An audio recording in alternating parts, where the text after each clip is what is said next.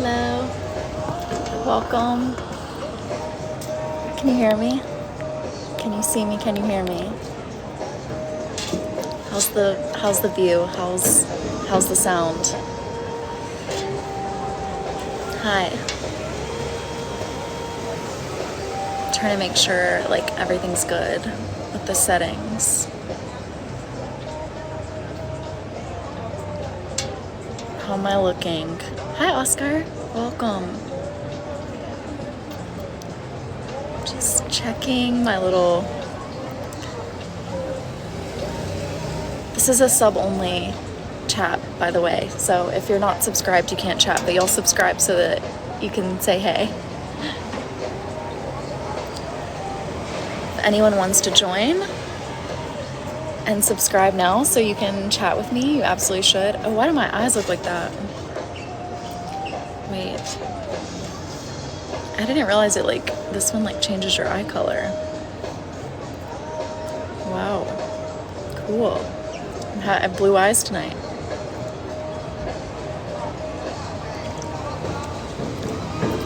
Love it.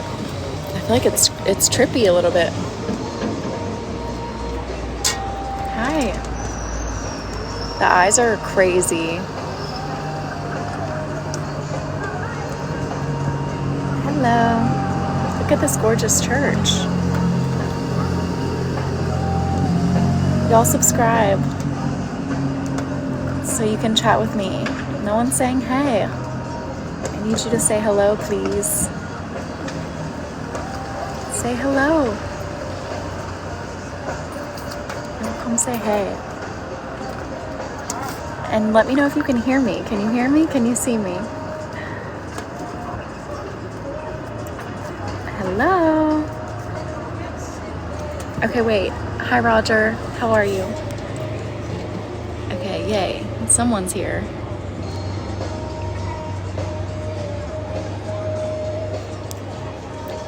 I'll put a little lipstick on. Not that I really need to. It's getting late and I'm not really going to be going out much anymore today, but you're in Oregon. Nice.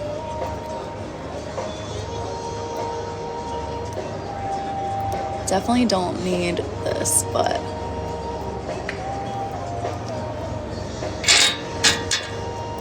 I need to moisturize those lips. You feel me?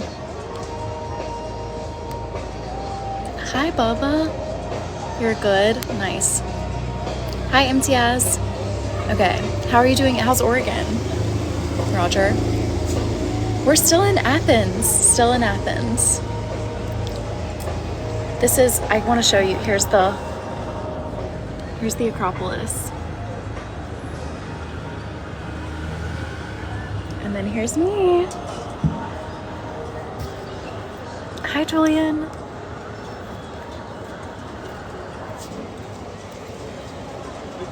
I know, I'm like, can't even believe my luck. Oregon, beautiful sunny weather. It's like night, it's 80 degrees here. Gorgeous.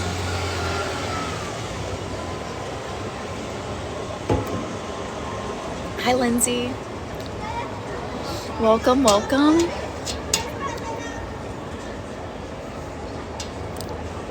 What's everyone up to? This is a sub-only chat, but y'all should definitely subscribe so you can chat with me. I want to hear from everyone. Y'all say what's up. Y'all say hey. And can someone also maybe notify people in the Discord that I'm live right now? I didn't get a chance to post it. Thank you. And thank y'all for sharing the live and liking and tapping. It's still a limit. Cool at 65 degrees. Wait. 65? It's 80 degrees here in Athens. It's so warm. I was sweating all day today. Being a Southern girl, I ever get a craving for grits on my travels. Always. Oh, Alicia, hi. I accidentally invited you, but hey. Welcome. Missed you.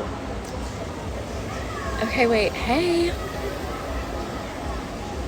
Who's that? Wait, I'm trying to... Hi, Ronnie. Okay. And gosh dang it, I forgot your name again. 41 Wolves. I just like the name 41 Wolves. I think it's like I can't commit your actual name to memory because 41 Wolves is so memorable. Hi, Alicia. Oh, I love the hi. Yay. Well, I've got like good news and bad news. I'm doing well. Ooh, that light is helpful. You really want to do Greece? I want you to do Greece.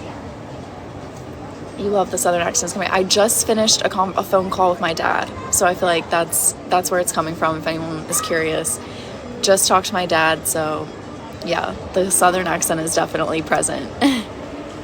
Anytime I talk to my family, it comes out a little. Yes, very cool name. Too cool for me to remember your actual name, which is a little bit counterproductive, I think, unfortunately. But you'll have to remind me again. I feel like it starts with an M, but it's not Michael, I don't think. Not Mark. Not Marcus. Because we have a Marcus already. So pretty there. Yes, I've been taking lots of pics, lots of videos. I actually just posted a video of me arriving in Greece, or like arriving in Athens. So y'all please go check out that video. If you can, I would really appreciate you liking, commenting, sharing it, saving it, all the things to help get it pushed out to the algorithm. Yeah, I'm like, all of my content is like, I'm not going to say like, yeah, I don't want to say anything, but it's very, I don't know, like my numbers are not really where I, want them to be. So if y'all could help with that, I would really appreciate it. And I feel like I'm just still like kind of stuck in like the 1,000 view jail, I guess. I don't know.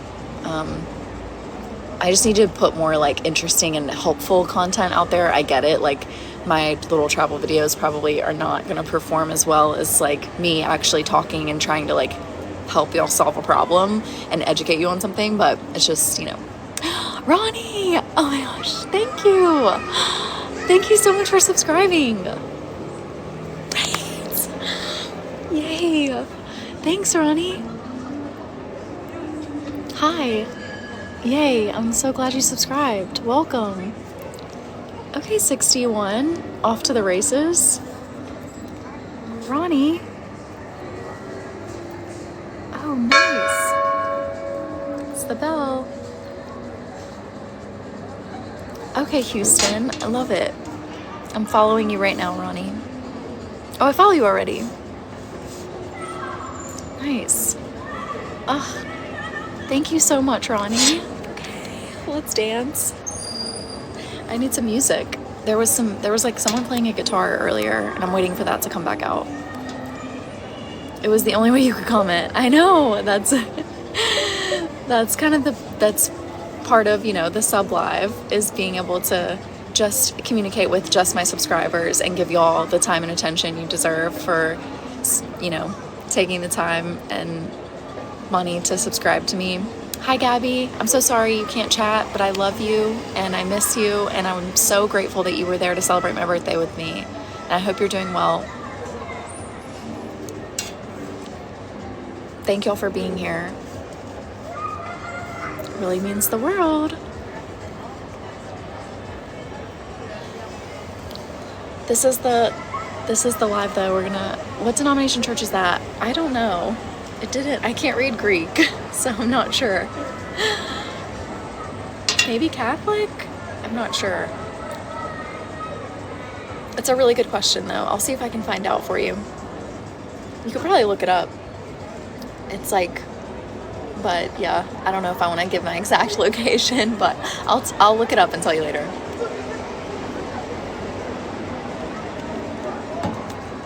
Okay, I will say though, whoever said that there was going to be like stars here, I was just expecting to see stars. There are no stars in the sky. Like, okay, there's like 3, but I feel like that's kind of, Greek Orthodox. Okay, that makes sense. I know the gold. You should have seen it in the sun. Like, I meant to come on when the sun was setting, but I was just a little bit behind today because I was on the phone with my dad. But for longer than I expected, but luckily you can still see it glistening a little bit, especially on this side. But like the way it glistens in the sun is just gorge. Oh, I love my Galaxy, Ronnie. Thank you for my Galaxy. Jimmy, hi, welcome. I'm up to 61 subscribers, if you can believe it. 61. We finally passed 50, and now people can gift subscriptions. Ronnie with the Galaxy. Thank you, Ronnie. I have a couple of gift goals if you're interested, Ronnie. One of my gift goals is the coral. I'm looking for 2 corals. So if you want to help me out. Also, Jimmy, you missed my birthday the other day. It was my birthday on Friday, and I had a really lovely meal, and I wore my Gucci's, and I thought of you the entire time.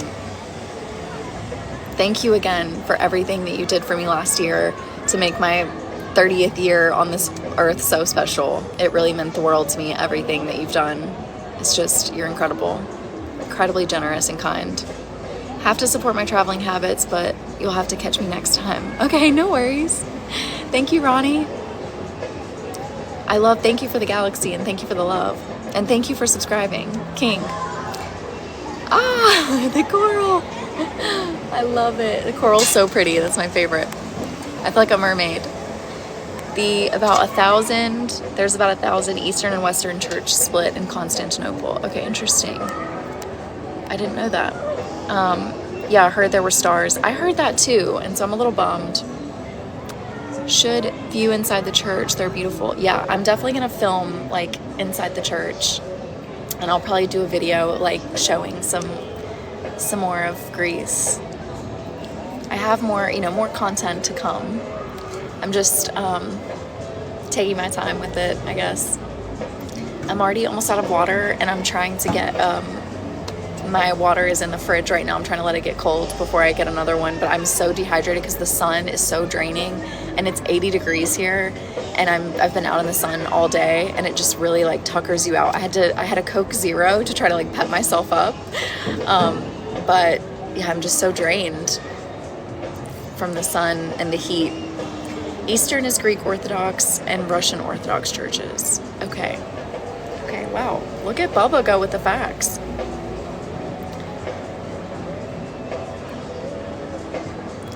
Western became Catholic Church-based Rome. Okay, fascinating. Oh, Alicia. Okay, so no, I have not visited a beach yet, and I agree, I do need beach time. I told you I got the bathing suits, and I'm really, really excited to try those on for y'all, and like, I'm not tonight, but like, I'm excited to try them on, and I'm also really excited to do some, like, go to the beach and have some beach time.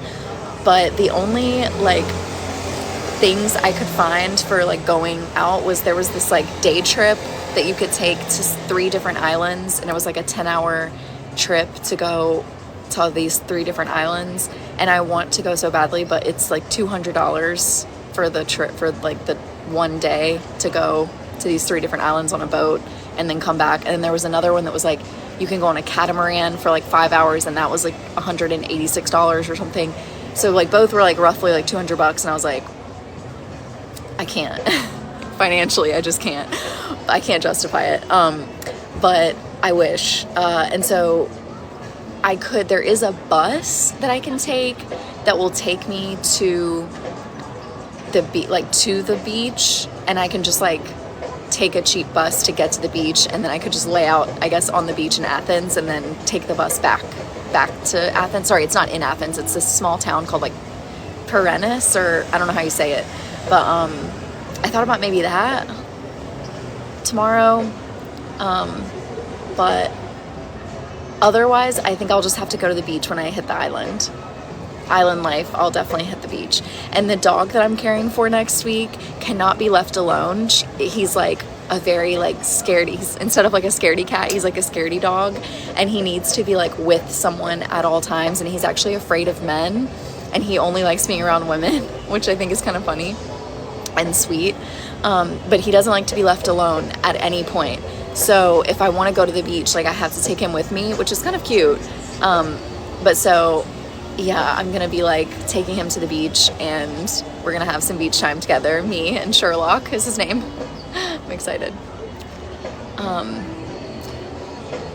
Yeah, a little too expensive, I think. I mean, in my dreams, like, yeah, I would totally do it, but I'm trying to be smart with like money on this trip because I've already spent a good amount, and I ended up booking the travel back to Amsterdam from the island the other day, and it was way more than I thought it was going to be because the timing of when she returns from the house sit, or like when she returns from her trip, is like the fair, whatever. It's like I have to take a ferry to get to this one little island, and then have to take a plane to get from the island back to Athens, and then a flight from Athens to Amsterdam. And the ferry timing is not allowing me to fly back on the same day to the island. So I have to like take a ferry to the island and then stay overnight in a hotel, then take a flight from the island to Athens, and the timing, there was no flight back to Amsterdam. So then I have to stay another night in Athens, which is costing me like an absurd amount of money.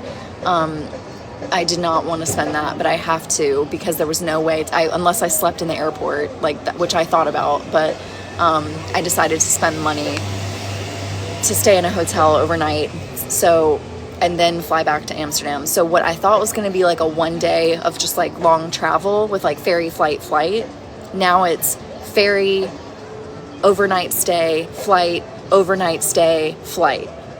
So what was going to cost me like a couple, like 200 maybe max, like total to get back, it's now costing me like 750 euros or something insane. Like it just blew my whole travel budget, and it just really, really frustrates me. But that is the reality sometimes of traveling. You can't anticipate like that sort of thing, and I should have looked at it before I left to like know, and I probably would have not stayed in Athens as long beforehand, but can do nothing about it now. This is non-refundable, so just gotta move forward and not make the same mistake the next time. And yeah, and also it just means that I can't do like as many fun like touristy things as I would want to do, like, you know, a $200 catamaran ride, for example.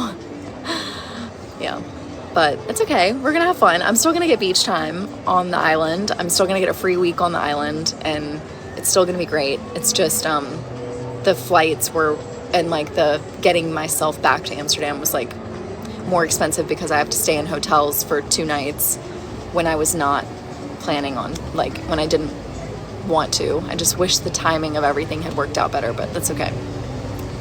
It's okay. And then I also just wanted to share with y'all, like, oh, thank you. Yeah, I'm not letting it burst my bubble. Exactly. And speaking of not letting things burst my bubble, my dad's health is not great again. I know I've told y'all that like I've been worried about him and that he's not in the best health. Like I know I've shared that with y'all, and I haven't really been wanting to like share updates, but yeah, I'm just like preemptively like worrying unnecessarily, but I don't think so, because he has fallen now. He struggles with balance, and he's 67. I found out he just turned 67 like just 6 days before me, and just yesterday he fell for the 5th time in the past 2 weeks alone. And I looked up the statistics, and it's like 2 falls in 1 year is considered high risk for falling. And I already knew, like the doctors had already like labeled him as a high fall risk before the past, like prior to the past 2 weeks, but now it's like insane. Like I can't even count how many he's had this year alone, but like just in the last 2 weeks he's fallen 5 times. And the one yesterday, when he fell yesterday, he hit his head And so I'm just like really scared. Like, he's okay from the fall, but it just really scares me because it makes me feel like it's just not good. So I'm very concerned. You ask your clients every 3 months how many falls on all the who, what, when, where, whys. Yeah. So it's like, it's happening so often at this point. It's like we can't even keep up. So I'm going to have to start writing them down and like keeping track, because I'm starting to lose track. And he was trying to like convince me, like he was literally trying to gaslight me into thinking that he was like trying to make all these excuses, like, oh, that one time, that one didn't count, and this other time, like, he was saying, I've never fallen inside the house, it's always been outside when I'm like working. And I'm like, no, because I remember you fell inside and you like tripped on a step and you spilled your coffee and your breakfast everywhere. Like, so yes, you've fallen inside. And then he was like, oh yeah, that one, I guess. You know, he's just very hard-headed, very strong-willed, and I respect that about him, and I really love that for him. But it's like, you know, I love that about him. It's just scary, and he's not taking it seriously. Yes, he loses his balance, and he has no mobility aids, and I have insisted, well, he has a walker now, but he was refusing to use it. And so I'm trying to like insist that he start using it now, but he's very resistant because, like I said, he's very hard-headed and very, yep, you've got it, Alicia. I mean, he has a cane. I've suggested at least a cane, if not the walker, and I suggested no more work boots, only sneakers from now on. Mom bought him these slip-on sneakers because he can't tie his shoes anymore. And so I've told him, like, you have to wear the sneakers 24/7 from now on. Like, you cannot wear your work boots anymore. It's not going to cut it. Those are too heavy for your feet. You're dragging your feet. Like, anyway, we could get into it, but thank you, Alicia. And yes, my mom and I are really trying to like advocate for his best interests, but he, like I said, is just refusing to comply, and it's really frustrating for us, and also incredibly worrisome because, like I said, he hit his head yesterday, and I'm just really fearful. Like, I could not sleep last night worrying that he had a concussion or like internal bleeding, and because he refused to go to the hospital to like get checked for a concussion. And so I was, of course, like up, worried, sick, and while he just like slept soundly and enjoyed himself. And then I talked to him this morning, and he seems fine, thankfully, but I just told him next time you might not be as lucky, and if you break something, that's like just going to be so much more difficult for you to come back from, and I really, really want you to get stronger and get healthier, and you can't do that if you keep falling. So I've been really encouraging him to like not only go to physical therapy, but maybe even go to physical therapy multiple times a week, like start increasing how often he goes. But falls need to be brought up to his PCP. Does he let your mom go to? But yes, and yes, both the no about it. Yeah, my mom takes him to all of his appointments, and I don't know if his PCP knows yet about the 5 falls in the last 2 weeks, but they will definitely be notified very soon if they haven't already. I know, Alicia, in a way, I'm like very glad to have you in my community to ask me these types of specific questions. And I don't want to like get too much into specifics, but it's because I know it's not like the most interesting topic to everybody, and it's kind of depressing, but that is what I'm dealing with in my personal life and with my family. And it is really difficult to, be here and be trying to like enjoy myself and have a good time, and then just realizing that like he's not in the best health, and that part of me like really wishes that I could be there with him. And he was like, if you were here, you could see it's not that bad. And I'm like, Dad, it is that bad. I don't need to be there to know that it's that bad. The numbers speak for themselves. Like, okay, mind asking what I consider expensive for a hotel.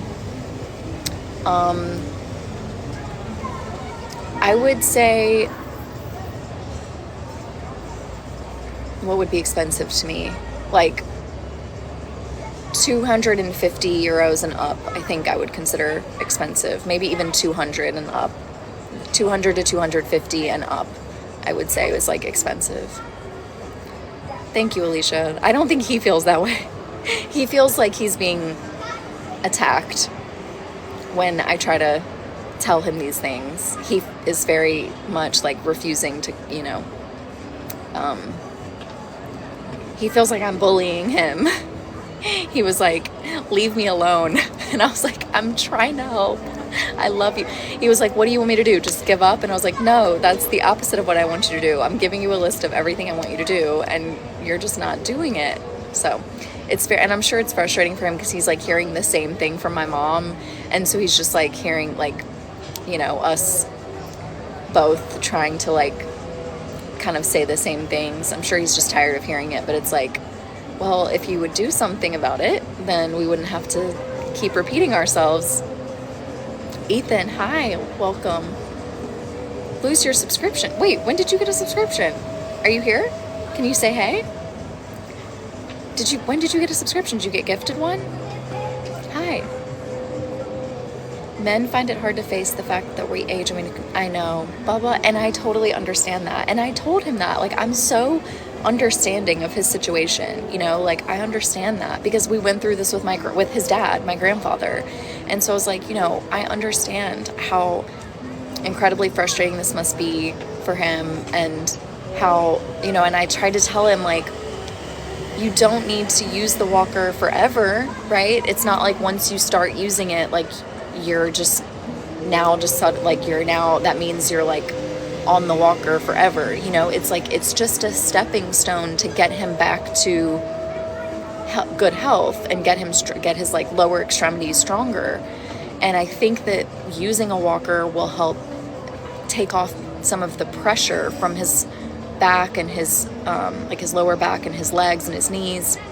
It will provide him with some more stability and help him like strengthen, and he just will not listen, and he will not do it. He's like, I've got it, and I'm like, but are you in pain though while you've got it? And he's like, yeah, but it's be all right. And I'm like, oh God, okay. So mom would worry so much. Yeah.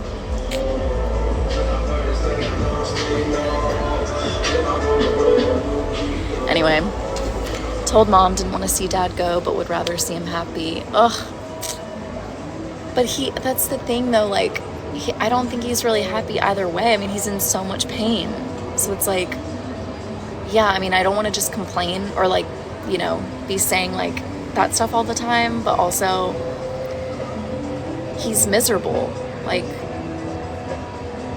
falling 5 times in 2 weeks is not enjoyable for him. Then sitting inside makes you more miserable. True.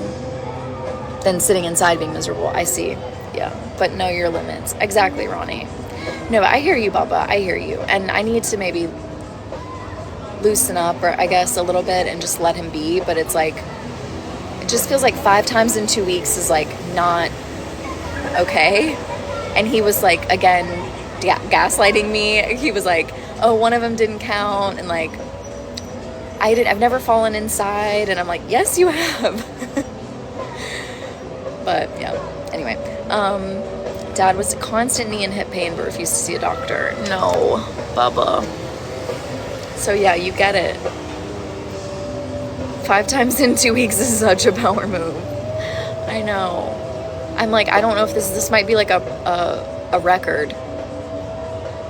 And thankfully he has never gotten hurt. He's been sore from like falling, but he's not broken a bone yet. He's not had any major injuries, thankfully. And I told him, I was like, you're risking it, right, with like falling like this so often, because at some point your body is going to be so weak that you could break something. Or, when he hit his head yesterday, I was like, hitting your head is really dangerous. You could get a concussion, you could get internal bleeding, like so many tragedies could strike just from falling. So it's really, really important that he comply with the doctor's recommendations, and he's not doing it. And it's making me mad. Guys my dad's age, your age, still have the mentality that we can still do anything. I I wish. I understand. I really do. I get it. It's hard to like accept reality, you know what I mean? But I keep trying to tell him, like, it doesn't mean like it's over, you know what I mean, for you. Like, just because you start using a walker and wearing sneakers, like, you can go back to wearing your regular boots and go back to with like not using a walker anymore once you've recovered and once you've gained more strength in physical therapy. But he just will not listen to me. Mother was super healthy, still riding horses in her 70s. Then she got cancer and passed before dad. No way. Wow. Well, so then, I mean, it's clearly it's not all about, the injuries and the health and everything. I know that. It's just, it's still scary regardless for me because I'm away and I can't do anything about it and I'm not there to like, if something were to happen, it would break my heart. No, my dad does not travel with me. He could not get on a plane at this point. He can barely like get around the house. Reverse psychology, I've tried that. It doesn't work. Good thought though. Agree with you, falls are so dangerous. True. 50s and certainly can tell the difference now. Ugh. Yeah, I understand. This gift never made sense to me, but it makes sense for you. Wait, which one? Ronnie. Dad made it to 89, Bubba? Oh my goodness. That would be incredible. I don't know. Wait, travel with me. I love that one, Ronnie. I love it. It doesn't really make sense to me either, but I love it. It's like, travel with me. I love it. It makes sense to me, I think. I think it matches me really well. Maybe that should be my new go-to gift to ask for. I love that one. Thank you for my gifts, Ronnie. Your dad making it to 89 is goals, honestly. I hope my dad makes it that long. 89 would be amazing. That means I would get like 20 more years with him. What a blessing that would be. His dad passed away at like 82, I think. 81. So I'm hopeful that, this isn't like, I'm not like suggesting that this is the end for him. It's just I fear for, his safety with the falling. And the fact that he's refusing like any mobility aids and refusing to like, wear the sneakers and like just refusing to like adjust his behaviors to help support and promote his improvement. You were on a fly fishing trip in Canada. Bothered you weren't there. I get it. Gosh. And the thing is, like, you don't want to ever blame yourself or, like, feel guilty because, you could not possibly have known. But, like, I feel you. I feel that a lot. Like, the fear. I understand why you would feel bothered. Okay, Alicia, BRB. Yes, so sweet and thoughtful, Ronnie. And went to Pisa. Nice. I still need to live my life. It's what your dad wanted and sure my dad wants for me. Yeah. Thank you for saying that, Bubba. And I think it's true. I think he does want me to like go enjoy myself. It's just, I mean, I don't know. He does and he doesn't, Like he told me today, he was like, I wish you were here. I was like, I wish I was too. It's just breaking my heart. I don't know.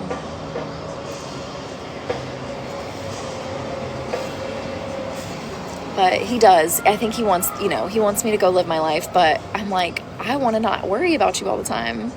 That's what I want. Help me not worry about you so much. Like, do what your doctors are telling you to do. That would help me. But he's not doing that, so. It's frustrating.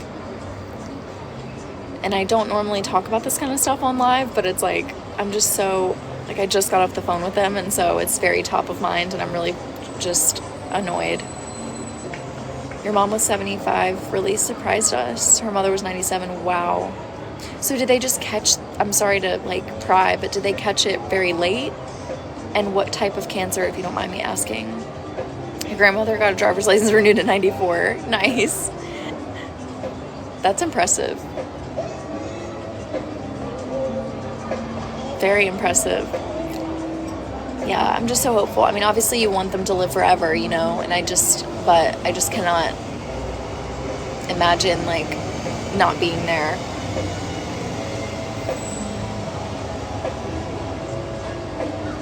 It takes time for older guys to adjust and change their lifestyle. Deep down, he values your support. Thank you, Roger. Yeah, I think that's true. Both things are true. Thank you. She was out riding one of the horses at 75, had been having hip pain. Whoa.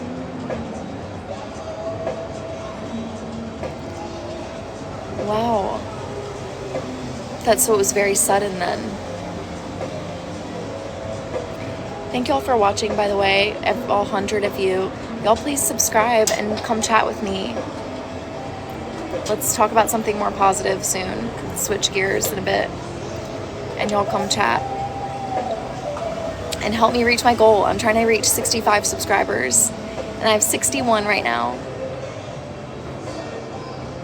And I want to chat with you. Come say hey.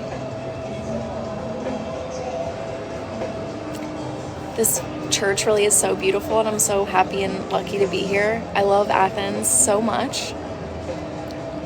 Love it so much. I don't want to leave, honestly. I feel like I could spend a good year here. Turns out found cancer was all over. Lasted 2 to 3 months. Oh no. So she had no signs or symptoms up until other than the hip pain.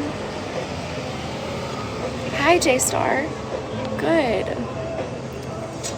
We're talking about elder, like our parents and elder care and resistance to treatment and yeah, that sort of thing. It's a little bit of a heavier conversation, but we're happy to be together. And I'm also really hoping, Ronnie, by the way, subscribed. Thank you again, Ronnie, for subscribing and for gifting. Yeah, I think let's switch topics. Thank you for letting me share, though. It really makes me feel better to know that I'm not alone. Yeah, this is my sub-only chat. We're for sub-only Sundays. We do it every single Sunday. I always am on live every Sunday for my subscribers. And now I have 61 subscribers to come and hang out with. So I'm very excited to see y'all. And I want to see more of you in the chat. Good to chat. You understand you've been there. Yeah. I'm glad to be able to chat with people like who understand. It's really refreshing, honestly.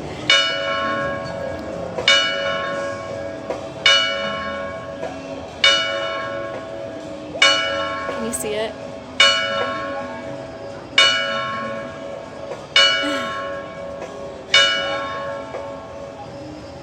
Beautiful. The sound of the bells. Do I need 1 or 2 nights in Athens at the end of the trip? So it's 1 night in Athens and 1 night on this other island so I'm dog sitting on an island, and to get to that island I have to fly to another island. So it's like I fly from Athens to an island and then take a ferry from one island to another island to get to the house that I'm dog sitting for, or like that I'm caring for and the dog sit. So then when I'm finished, I have to take a ferry to the island and then stay overnight on this other island, and then take a flight from the island to Athens, stay overnight in Athens, and then fly from Athens back to Amsterdam. And the hotel on the island was very cheap. It was like maybe like 40 euros or 50 euros a night, so it was like reasonable. I would say like 100 is like average for me, or like normal. So it was like a little below average, which was great. But then the hotel in Athens was 300 euros to stay like next to the hotel, because my flight lands at midnight in Athens. And I have now, having been to Athens, it takes 40 minutes to get from the airport to like the city center, and it costs 60 euros by taxi. So I figured, even if I did get a hotel like cheaper in the city center, I would still have to pay 60 euros to like get a cab to it. So, and most Athens hotels are around 200 euros a night.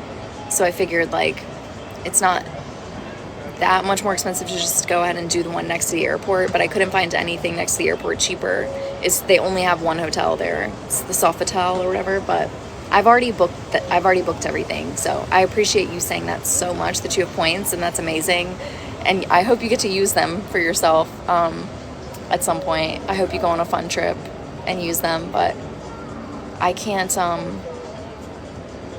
oh, Bubba, that's so nice. I've already booked it though, unfortunately, and it's non-refundable. So, but I so appreciate it. I had to book it in advance just to make sure I had everything like set up.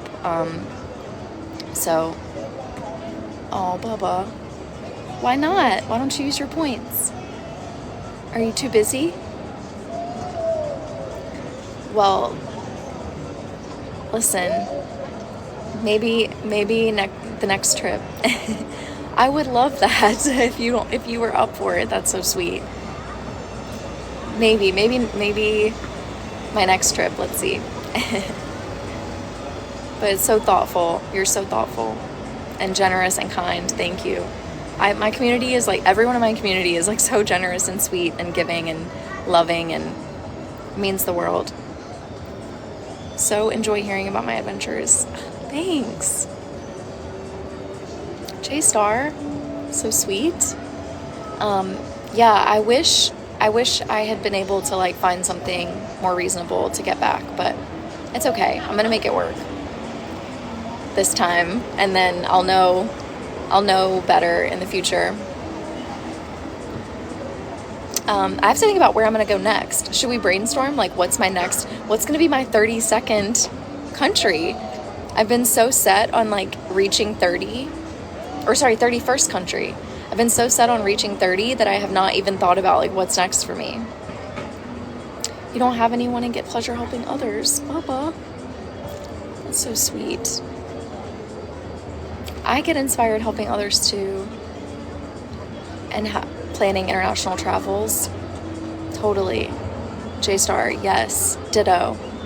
That's why I'm so excited to be able to like I feel like I have like more of a purpose now with this travel community, and I feel like there's such an opportunity for us to like compile our, collective resources and be able to help each other out. And I'm also really thrilled to be able to offer support to others for like and not only just education of like how to travel and the cheaper ways to travel and things like that, but also like actually offering incentives for people, like helping to pay for people to get their passports, and helping pay for like even potential trips, or just even like offering to plan trips for people, like kind of planning trips and having us go on like a group trip. Like, I would love to travel with some of y'all. I think that would be so fun. Maybe it would be more fun, Bubba, if we like all went on a trip together, you know what I mean? Like, that would be cool. This is why I want to help people with tips and tricks. Ugh, J-Star, so sweet. You're so sweet. Hi, Kiki. Hi, Kimothy. Oh, thank you so much for liking the live, Kimothy. Miss you, love you. And also, I just love Athens. Isn't it beautiful? Juan, hi. I think I said your name weird. Juan, hi. Yes, the meet and greet travel community. I like it. Do I want something tropical or mountains? Good question. Well, I just bought 2 bikinis that cost me almost 200 euros. So maybe tropical for the summer. I could see Malta. I'm really interested in visiting Malta, but I haven't been able to find a house sit there. Actually, I did find one and I applied and they denied me. But I haven't been able to find one since then that I can apply for again. I have never done Switzerland. I have done Austria though, but Switzerland I have not done, and I want to visit Switzerland. That's on my list. So Switzerland is a good one. Malta's a good one.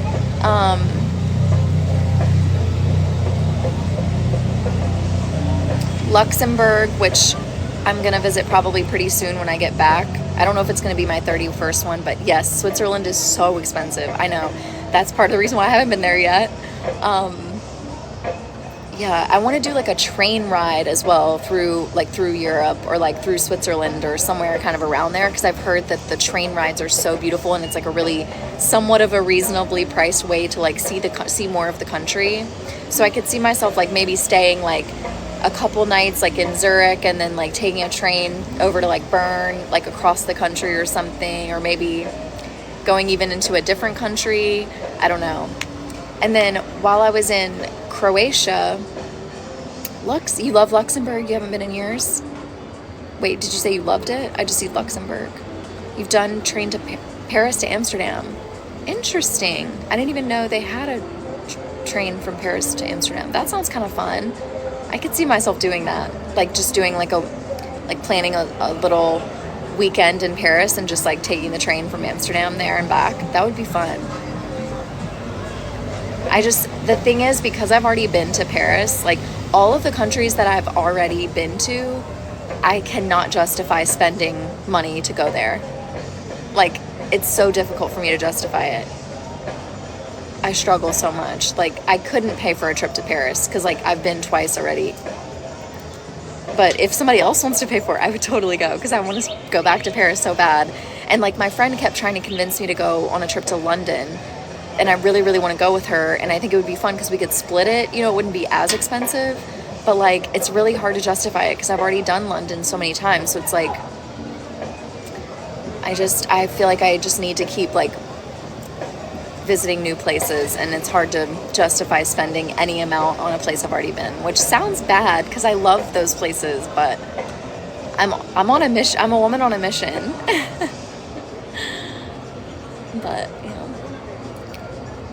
I love that you love Luxembourg. I've never visited, so I'm very curious. It was only a few hours. Nothing in Europe takes a long time. Okay, wow. Well, it has to be longer than a few hours because my train ride to Belgium from Amsterdam was about 2 hours. And then I checked from Amsterdam to Luxembourg, and it was 8 hours by train from Amsterdam to Luxembourg. 8 hours. So to Paris, it's got to be up to like, it's got to be what, like 12, 14 maybe hours. It's got to be like at least like a full day of travel, I would think. Maybe it's a faster train, but it's got to be a little more than a few hours.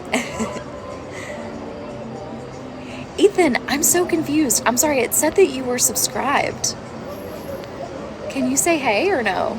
Because it said like that you're subscribed. Are you subscribed? Will I be doing more continents too? How about a continent I haven't visited yet?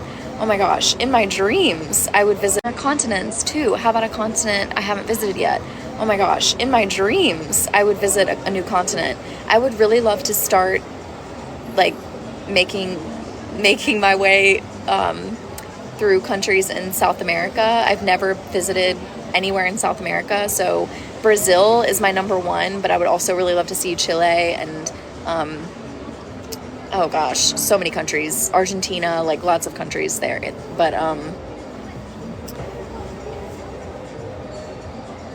But he hasn't said hello yet. And Alicia said hey, and he hasn't responded. So I don't know if he's just not responding because he can't, or he's not responding because he just doesn't want to. But either way, hi, and I hope you're still here, and I love you. Hi. Think I would love it? Oh my gosh, I think I would too. But then, South America I have not been on, or not been to yet. And then another continent is Australia and New Zealand. I have not visited anywhere in Australia or New Zealand yet. So that would be another new continent that I haven't visited. That also seems like very expensive. And there are a lot of house sits in Australia though. So that's actually a potential option for me to go and travel. But South America, there are no house sits, like none. I think Paris to Amsterdam was only 4 hours. Whoa, that's fast. Okay. He was driving by. Okay. Got it. Okay, well, love you, Ethan. Hi, Ethan. Bye, Ethan. Love you. Still working. Nice. Go, Bubba. Go, Bubba, go. I love it. That's amazing. I bet you do have a lot of miles then. And I guess you don't really need to use them, huh? If you get... Yes, Aruba. Yeah. So I think something like that would be fun, like Aruba, Bora Bora. Those would be fun for like the summer, you know. I'm trying to use put those bathing suits to use, those bikinis to use that I got. Have I read any of Bill Bryson's travel books? I have not. I don't read a lot of books about travel, I'll admit. I mostly read books about like fiction or, hi Nathan. Mostly read books about like fiction books or like self-help and kind of like, I don't know how to phrase it, but sort of like educational type books, but mostly about the US. I don't know, like economy, policy, race relations, like racial education, that type of stuff. Excuse me. You love the Green Mermaid sparkly. Ugh, same. Oh, the bikini. Oh yeah, me too. Read his book on Australia before you go. Think under sunburnt country. Okay. All right. I'll check it out. Thank you. That sounds cool. Hi, Jay. Bradley. Hi. Oh, I love the blue hearts. Hi, Bradley. I can't believe I'm listening to American Pie in Athens right now. Levee, but the levee was dry. Them good old boys were drinking whiskey and rye, singing this'll be the day that I die. This'll be the day that I die. So good. That's okay. It is so cute. No worries. Thank you for being here, Alicia. Missed you while you were gone, but I'm glad you're back. Stretching. Gotta keep that mobility. Girl. Smart. My dad was telling me all about how his physical therapists were complaining because they said his hamstrings are like frozen up. Like his hamstrings are almost completely immobile. And it's because he spends so much time in a seated position, like so much time, because he worked on like heavy equipment and he had to be seated to like work the equipment. And then he also does a lot of driving where he's just sitting, you know, in the vehicle for like up to 12 hours at a time.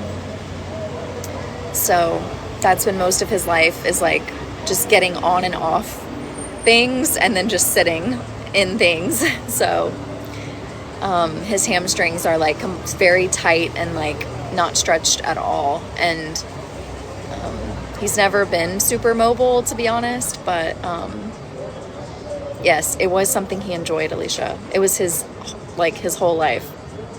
So yeah, he did enjoy it. And then, yeah, he also really loves his recliner and his TV, so that too. I love you too, Alicia, and thank you again for all of your support with this, and your education and information with this is like so helpful to me. So thank you. Bradley, thank you so much for being here. On a business trip extended to hang a bit. Nice. Wow, cool, J-Star. Dad's hammies are too. Used to charge him for massages. Nice. That's so funny. I don't think my dad would ever accept a massage. That's so funny though. I think he's more, I think he would struggle with like having somebody take care of him like that. But he's been practicing his stretches like from physical therapy, and he complains constantly about how they're painful and how he's too sore afterwards, and he hates it. And then he told me that they told him to ice his hamstrings, to put ice on his hamstrings. And I said, well, that sounds like it would be helpful, like it sounds like it would be soothing, huh? And he was like, no, I would never do that. And I was like, what do you mean? Why not? That sounds like it would feel good. And he was like, hell no. I'm like, okay. He's so silly. Late 90s, so sadly anywhere from 50 cents to $10. Bubba says he loves massages. I love it. Me too. There's a hammam here, which I'm obsessed with. I really enjoyed the hammams when I was in Morocco. Like, a hammam is like second home to me. And I found one here in Athens, and I got like a little menu for it, and they have like so many different treatments and stuff. And ooh, if I had some money in my bank account right now, I would be at that hammam getting a massage with some Savon Beldi soap, and I would get a facial and get my pores cleared and steamed, and I would get all kinds of treatments if I could, but I'm saving right now. So I'm saving up for, future travel. Got to make those sacrifices, but yeah, massages sound lovely. How's the messaging going? Just know you're reaching the people. Love your spirit. Love you, Bradley. Yes, J-Star is so loyal and loving and kind. Hi, Stefan. Hell no. I do. Well, I don't know if I need it, but I want it. It would feel good and look good. I would get a massage in Taipei where they walked on the back. Oh my God. That's like one of my favorite massages is the Thai massage. Like, I used to get massages in Dubai from like a Thai lady who would do that. She would walk on my back, and then she would put me in these like pretzel twist positions, and she would like put both of her arms underneath, like right here underneath my armpits. And so she would kind of like have her arms like this to me, and then she would dig her knee into the middle of my back, and then she would pull me back and like push her knee into the middle of my back, and it would crack like my back from top to bottom. And I would just like, I couldn't breathe, like I couldn't move after, and I just wanted to like lay there forever. But they would be like, all right, time to get up, like time to go. And I'm like, can I just lay here for another minute? I'm gonna need a minute to get up. But she was so good. I miss her. What makes I think I don't need it? Oh, you're so sweet. I think just because I don't have the budget for it mostly. I'm just trying to convince myself that, I'm fine. But I think I'm not really, I'm not in as much pain as I used to be. Like, I feel more loose now than I have in the past. Like, in the past, I had, like, a lot more pain. Hi, Aviola. Welcome. I used to experience a lot of back pain and really struggle with like a lot of stiffness. I mean, I still have like a lot of stiffness in my shoulders, but it's not nearly as like noticeable as it once was. I feel like I can kind of like get through my day to day without like being like in constant discomfort. So that's good. Like in the past, I would like have to, like, I really felt like I needed to go get massages because I was in like experiencing like real pain. But now I'm just like, feels like more like a luxury now. I mean, I guess it's always been a luxury, but you get me, I think. It does take a village. Thank you, J-Star. I'm happy to see us growing too. I'm so happy to see this community growing. Like, it's amazing. Especially since it's my B-Day week. Okay, true. I've like already almost forgotten that it's my B-Day. Thai massages hurt, but after an hour, I feel like a bazillion bucks. True. Def's important to give yourself that minute, even 59 seconds. True. Should add Taiwan to the travel list. I have not, and I want to go so bad. I want to see so many countries in Asia, and they're so reasonably priced, so maybe I should really look into it again. But like, I really want to see Vietnam, Taiwan, and the Philippines, and Indonesia. Those are probably like and China. I would say those are probably like my top 5 like Eastern Asian countries that I want to hit soon. I say soon. I don't know when, but hopefully one day soon. Good evening. Yes, such a beautiful view, Abiola. Oh, I didn't get to show you the other view too. Look. Okay, so this is like my view from this way, and we have this gorgeous like glistening gold here, and then here's the Acropolis. And yes, I have like a view. This is like my balcony from my room. I can just see it right here. Like, hi, Acropolis. It's me, Lily. Is this not insane? Oh, I meant to tell y'all, they upgraded my room. I was in a room without a view, and now I'm in a room with a view. And here's like the square, so everybody can see us talking. Say hi, everyone. 10 out of 10. I know. And it was like free upgrade. They didn't have this room available when I first like booked it. So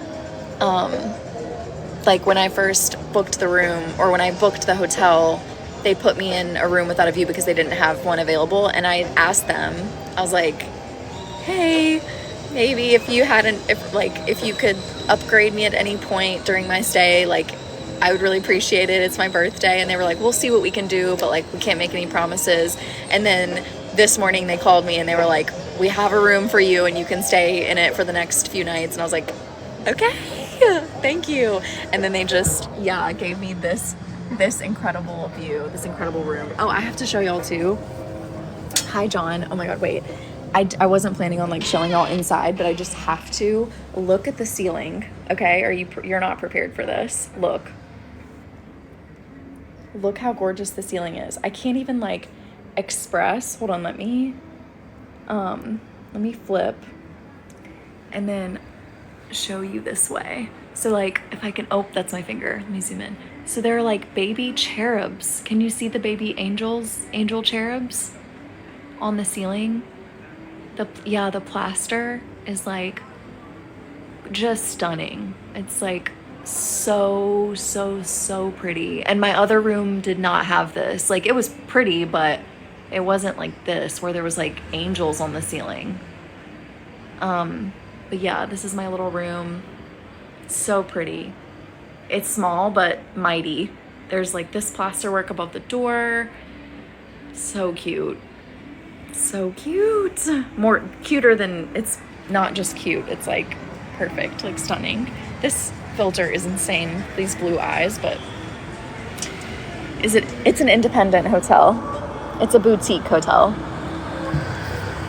Meant to mention that forgot, love cherubs. Okay, me too. And I have a special kind of association with cherubs. Not only do I have cherubs in my apartment in Amsterdam, I have multiple baby cherubs in my apartment, but also my grandmother, my dad's mom, before she passed away, she used to be a painter, or she painted like as a hobby kind of in her spare time. And one of her paintings, or things that she really enjoyed painting, one of the things that she enjoyed painting, in addition to like landscape and other things, portraits, she loved to paint angels and baby cherubs. And there's this one particular painting that she did that was like really beautiful. And she painted, actually, I don't know if it's like if it's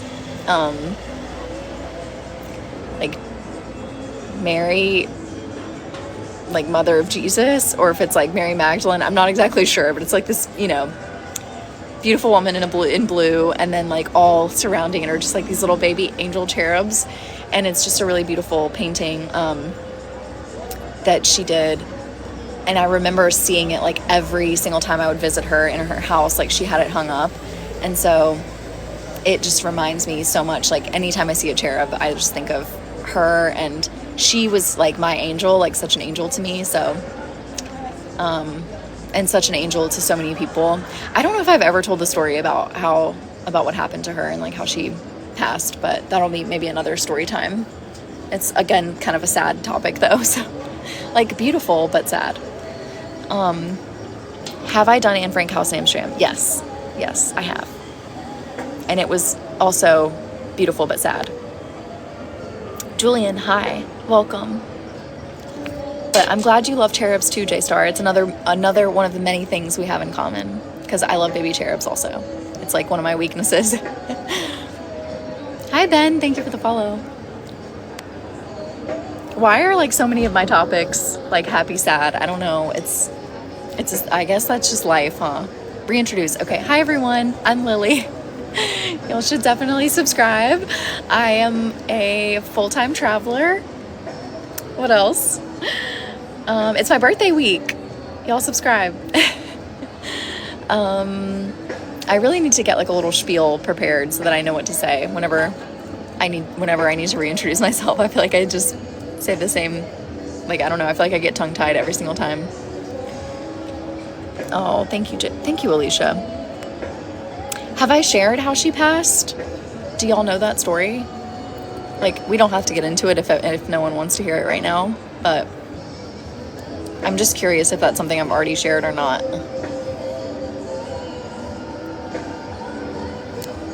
And don't ask me why I'm reapplying lipstick at like 8 p.m. when I'm not planning on going anywhere. I just need my lips to stay hydrated. Oh, let's get a water, actually. We like to see it, but hard to get tickets. Really? I found it, I think, well, we did go, I remember I went at like 8 a.m. So I think if you get one like during the week, like early morning, it's kind of the best time to go. Don't recall that I shared it. Haven't heard, Bubba. Especially loved her leather jacket. Okay, wait. Alicia, I love you for remembering that and like love you so much for recognizing that.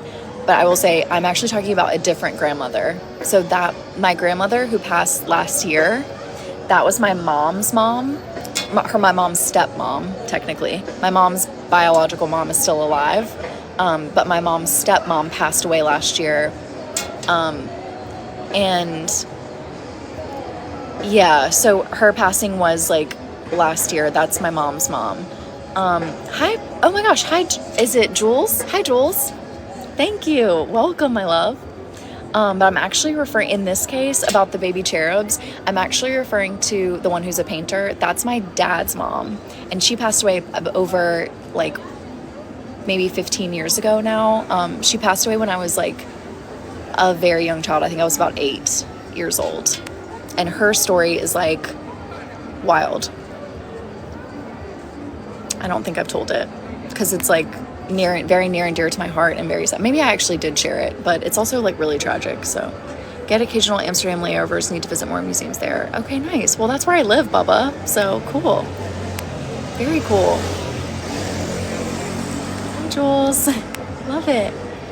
Okay, all right. I'll share.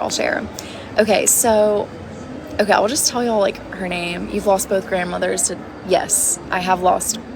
So, yes, I have lost my grandmother from my dad's side, and then from my mom's side, right, Alicia? No worries at all. I understand what you meant.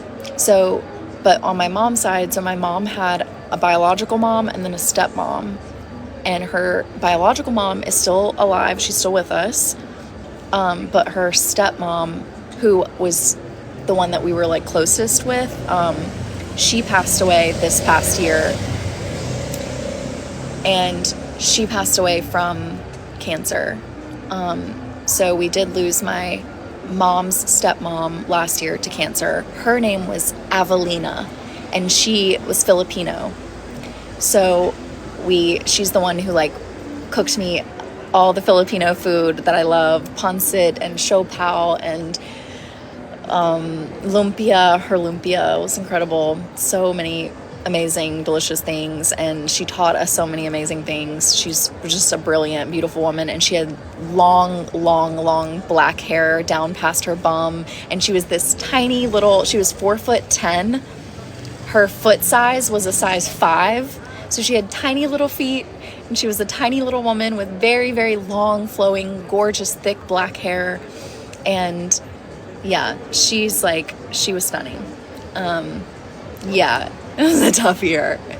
It really was. But so we all know how she passed. It was from cancer. And it was, very sudden and very tragic. But my dad's mom passed away when I was 8 years old. Like I said, this happened. So gosh, I'm not going to do the math, but I'm 31. So that's how long ago it was. And, yeah, she passed away. So my dad's mom, her name was Lillian, and that is my name also. So I was named after her. And so she's my namesake. And she was also an incredible woman. And she and my grandma Lena were they were friends. My step grandmother from my mom's side and my dad's mother, my grandmother from my dad's side, were friendly. Like they actually knew each other. and they really liked each other. They definitely had like similar energies. They were both like really kind, generous, sweet people. It was very common for her to kind of like help random strangers, and people would like actually send people to her house, and she would like help recuperate people who needed housing, who, you know, maybe didn't have enough money for food. Like, she would basically welcome them into her home, and, you know, feed them, clothe them, house them until they needed to get back on their feet. And then she would kind of, you know, send them on their way once they were like more stable. And I don't think this happened like very often, but I guess often enough that like the word got out. I don't know.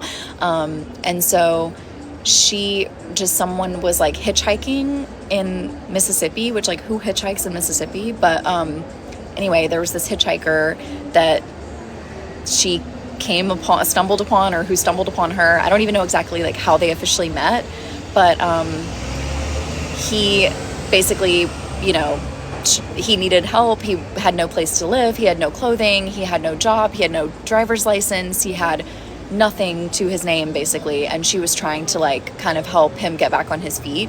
And so she welcomed him into her home, and her and my grandfather welcomes them into her home, and she let him stay there for as long as he needed. And he actually ended up living there for like months.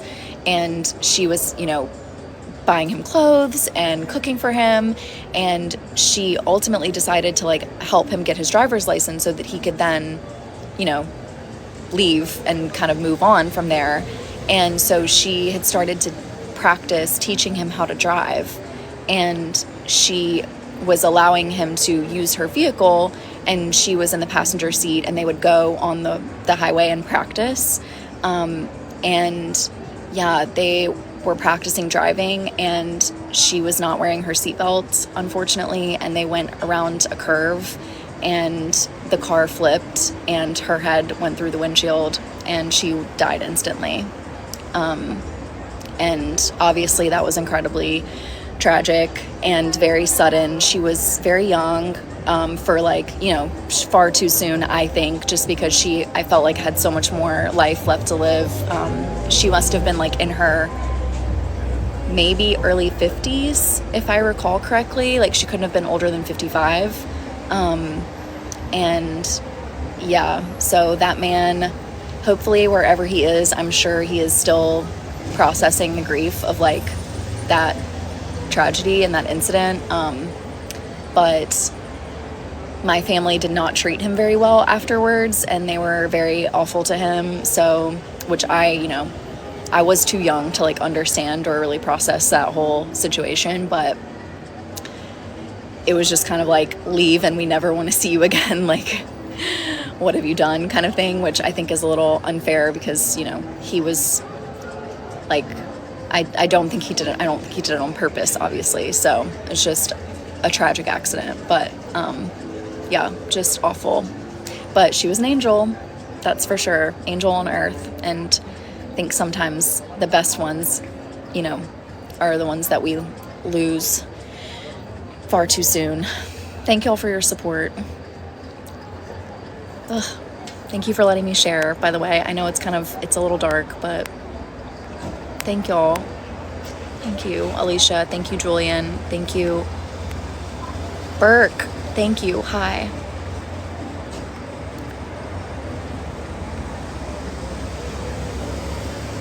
Yeah, you don't have to worry about the comments that, like, if you can't see them, please don't worry, because I can still see them. So even if it's not showing up for you, it's showing up for me.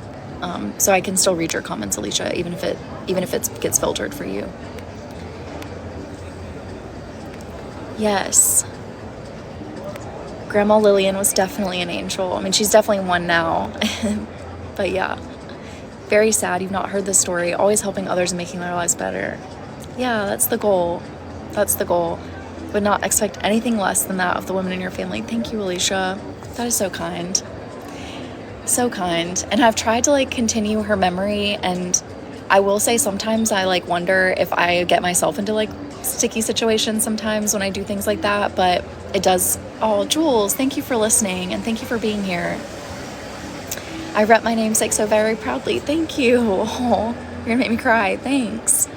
But there are like, I mean, I'm not trying to like pat myself on the back or anything. It's just sometimes I'm like, oh man, should I be doing this? Because like there have been a couple moments where I've kind of done that for people, like not to that degree. Obviously, I'm not like nearly as much of a saint as she was, because I'm not gonna like let a stranger stay in my home. Like that to me is like, she was really truly a saint for that, because I would be far too afraid to do something like that now.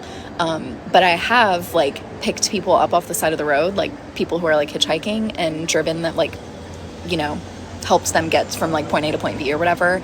And I've done that a few times like as an adult, and I remember like thinking like, I've heard so many horror stories of like people who, you know, pick up people and then something terrible happens. And so I've always been kind of fearful, but like I just do it anyway because I think of her, and like I want to kind of, you know, give back in the same way she did, or like, I don't know, it just feels good to try to like help others. So yeah, but I've tried to, I don't know, I've noticed that I'm not doing that as much as I once was, probably just because of like the state of the world, I guess. But I do want us to be able to like help each other. I mean, yeah, it's just their names, that is. Oh, let's see.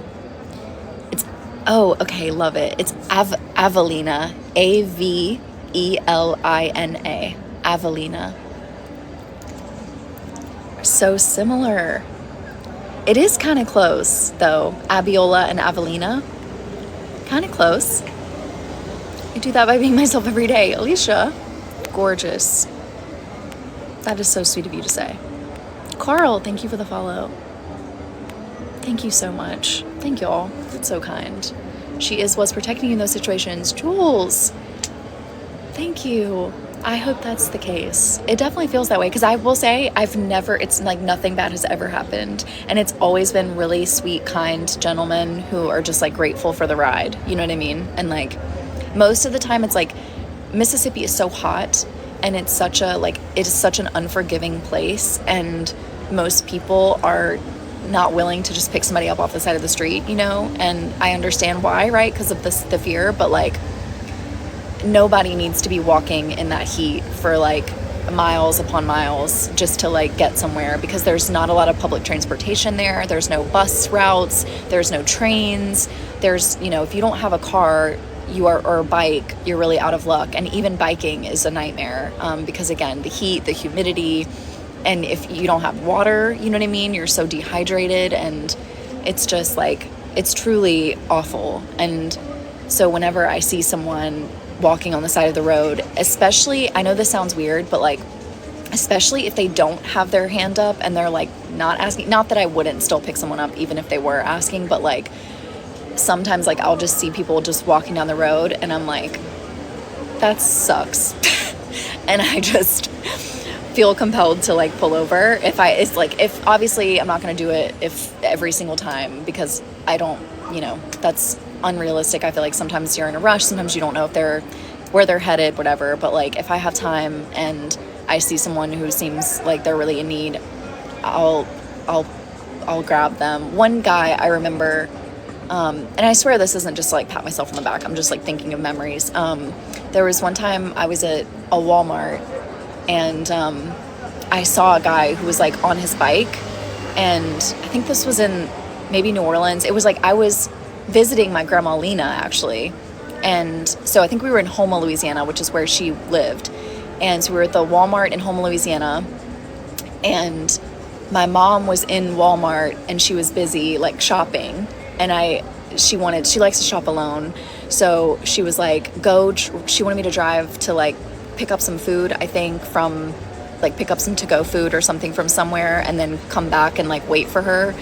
And I was leaving to go like head to pick up the food, and there was a guy who was like putting his groceries on his bicycle, and it was like he was hanging his bags like on either side of the bike, and it was like looked really, really heavy, and he was trying to like maneuver it and trying to like hold the bike in place and trying to like get on, and it seemed like he was really struggling. And I was like about to drive past him, and I was like, I was in my mom's truck, and I'm never in a truck. Like, I can't tell you how little I ever drive a vehicle. Like, a truck is not the type of vehicle I would typically drive. But I just thought about it, and I was like, I have room for the bike in the back. Like, this never happens. So I just rolled down my passenger window, and I was like, you need a ride?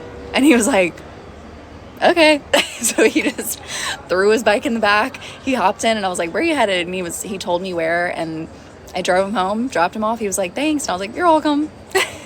And it was great. So, I mean, yeah, it's like little things like that. You know what I mean? It's like, obviously it's a risk, but at the same time, it's like, it's also just like, if you can, you know, I think you should. And it's something that I think we can talk about more, like the dangers versus the benefits, I guess. But, and obviously there's always a risk, and I'm very aware, like hyper aware of that because of what happened to my grandmother. But at the same time, I do still feel like compelled to help sometimes. Universe putting it all together. Oh, Roger. A man who was like houseless on my street, and he like but he spent a lot of time on like the corner near my place, and I saw him like every day that I went outside basically to go like take a walk or something, and he always like would post up like right outside the CVS that was next to my place. And so anytime I would go to the CVS to like grab LaCroix or like grab chips or something, whatever, he would always ask me to get him a pack of cigarettes and like get him some food. And I would just like, anytime he asked me, basically, I would just get him a pack of cigarettes and some food, like a sandwich or something. So I would do little things like that, but like that's the only, like I couldn't, you know, drive people anywhere or like, you know, give people rides. But it's a film you can watch over and over. Wait, Fried Green Tomatoes? I'm trying to look. The whole film in general, not the whole film in general, however, you could see where that could spark interesting combo. Definitely. Okay, J-Star. It was so good to talk to you. Like, thank you for being here. Yes, thank you. I'm so glad to have all my loves here on Sunday. Well, maybe not all of y'all, but so many of you here. And y'all, for anyone else new who's watching, hi, I'm Lily. I'm a designer and full-time traveler. I'm currently in Athens, Greece. I'm from Mississippi. I live in Amsterdam currently, but I'm in Athens visiting Greece for my birthday. And I have 61 subscribers right now, and I'm looking for 65. So I really hope you'll consider subscribing. And that way you can chat with me here, because this is a sub-only live, so you can only chat if you're subscribed. We do this sub-only chat lives every Sunday. We call it Sub Sunday. And then also we have a Discord with the travel community that you can join if you subscribe. So Ronnie, you'll have to make sure you join the Discord as well. And yeah, y'all can follow one another too. Good idea. You'd like to stay here, but you have to go to bed early. No worries, Marcus. Thank you so much for being here. Different, but still be careful. I will. Love this. What part of Chicago? Your kids and I feed Chicago Homeless Weekly. Jules, that's amazing. I was first in Evanston, so not technically Chicago. I lived in Evanston for 2 years, and then I moved to Gold Coast, and I lived in the Gold Coast for a year before I left. Travels are incredible, but do I have a desire to settle down and get married one day? Well, I have been married before, so I think I've kind of already done that. I'm not saying like I wouldn't do it again. I'm just saying it feels like right now I'm kind of on a little break from that type of lifestyle. Like, and I was married for a long time, so, and like in the US kind of settled, I'm not going to say settled, but like I was, you know, kind of in, like I lived in Pittsburgh for 5 years, and obviously I grew up in Mississippi, and I lived in Mississippi for 19 years, and then Pittsburgh for 5 years, and then Chicago for 3 years, Dubai for 2 years. So I think, you know, I've done like a decent amount of settling down, so I'm trying to just kind of have fun right now. The good questions though. Look forward to it. Yay. Okay, see you next time, Marcus. Okay, bye, J-Star. Love you. Lived in the Gold Coast also, and your son was born in Evanston. No way. And Amsterdam's your favorite city. Jules, what the heck? So many similarities. Do I follow you yet? I'm like loving it. I'm clicking on your thing. Oh my gosh. Are we like the same person? I love this. That's amazing. Oh, thank you, Bubba. But I guess to answer your question, yes. I mean, of course, I would consider it again in the future. It's not like, I mean, never say never, right? I just think for right now, this is kind of, yeah, this is my life right now and I'm loving it. But thank you so much. You were married for 25 years when you discovered your ex's affair? Uh-oh. Wow, Bubba. I'm so sorry. Okay. I can't possibly say then that I was married for a long time because I think you got me beat there by a mile. I was married for 7 years. But wow. And luckily there was no infidelity there. It was just, just irreconcilable differences, I suppose. But wow, I'm so sorry to hear that. Are there any trust issues there for you now? How's your dating life now post divorce? I could ask myself the same question and I don't know if I would enjoy the answer, or I don't know if I would enjoy answering that question, so you don't have to answer it if you don't want to. If you have an Amsterdam layover and have a young, good-looking first officer, don't need to introduce him. I love it. Not even slightly comparable to me, but you recently ended a 5-year relationship. Oh, that's comparable, I think. But, oh no, she cheated. No. Marcus, I'm so sorry. What is happening with these trifling women? I'm just kidding. But goodness, I'm so sorry. That's awful. Ugh, y'all seem like good men who don't deserve that. So I'm really sorry to hear that. That's awful. I have to say, I have not experienced, I haven't heard many stories of like women being the ones who like cheat. So it's mostly like the stories I hear, or like my own experiences have been like the men cheating, you know? So it's like, it's kind of wild, but like sad. I'm sorry to hear that, truly. Bubba, oh wait, sorry, let me approve here. Yes. Oh, good question, Alicia. Good question for Bubba. Oh, I'm sorry. You'll find someone who you can trust soon, I'm sure. I'm sure of it. Hi, Gabby. Thank you for liking the live. I hope we're able to gift a subscription that reaches you soon.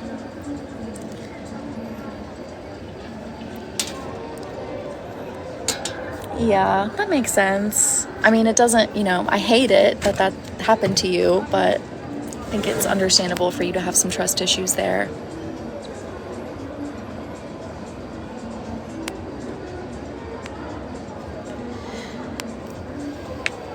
Dated a very young woman when you first, self-esteem was low. Yeah. The younger, like the age gap relationships I find really tricky. My partner was much older than me, and I just found that it created more problems than it really solved, I guess, or like than I was able to handle at the time. So I think, but yeah, I understand the low self-esteem part. Made a lot of great female friends. That's great. Fly for cargo airlines, so not as many, but seeing more every year. Nice. Yay, that makes me feel hopeful. Not ending things, the relationship, you mean? Good question, Alicia. I love my community so much. I love y'all. I love my loves. You have decided Cara and I are both 31 because that is our median age. We're all the same age. I like it. Age can be tricky, yeah. I love it. I think it can also be a lot. It really does depend on the person and the relationship. Please don't ever feel like when I say things like that I'm like judging you or, speaking about you or towards your relationship. It's really like my own personal experiences. Just like with my personal experience, it was not good for me, or like it wasn't the right person. But like, I don't think that means that like all age gap relationships are bad or that they're not going to work or something. Like, I think it really depends on a lot of factors, but I'm so glad that y'all found each other and that y'all are so compatible. Like, I see y'all together, and there is a compatibility there that was definitely lacking in my marriage. So, and I don't think that had anything to do with age. It was just like, just so different in general, like personality wise and stuff. English age feels a bit different for some reason. Yeah, well, Cara is also just like unique, you know what I mean? She is like very much her own person, so as are you. But she has like such a bright, like, she's such a bright light, and like such a bubbly, just kind of has like such a brilliant personality that it's like, it's almost like you don't even really notice her age necessarily, because she's just so like such a character. It can be challenging, but can work. I agree.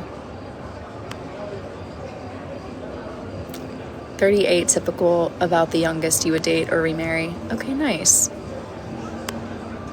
That seems reasonable.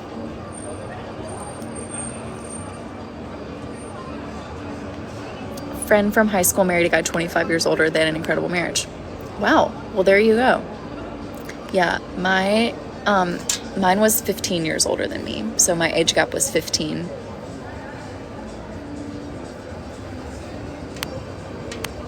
I think too that like I was so young as well. Like, I was 19 when I got married, and I think just being 19 felt a little young for me to like, I was very impressionable, still, like, I didn't really have a strong sense of self yet, and I hadn't really established myself like as a person. I was still in school. I had, it was like in my freshman year of college. I had no experience, like life experience yet outside of like my home environment. So it felt kind of like I was just going from like almost like one parent to the next, which didn't feel great. But I think in your case, in other cases, it can definitely be different. So I think if you have a really strong sense of self, like, it's a lot easier. And it's more about the connection and less about like your growth or whatever, Shouldn't be hard to get the ladies if you're a captain. Problem is you're 4'11", look like Shrek. World's shortest pilot. You cannot say that about yourself. There's no way you look like Shrek, but that is a funny comparison to imagine and picture.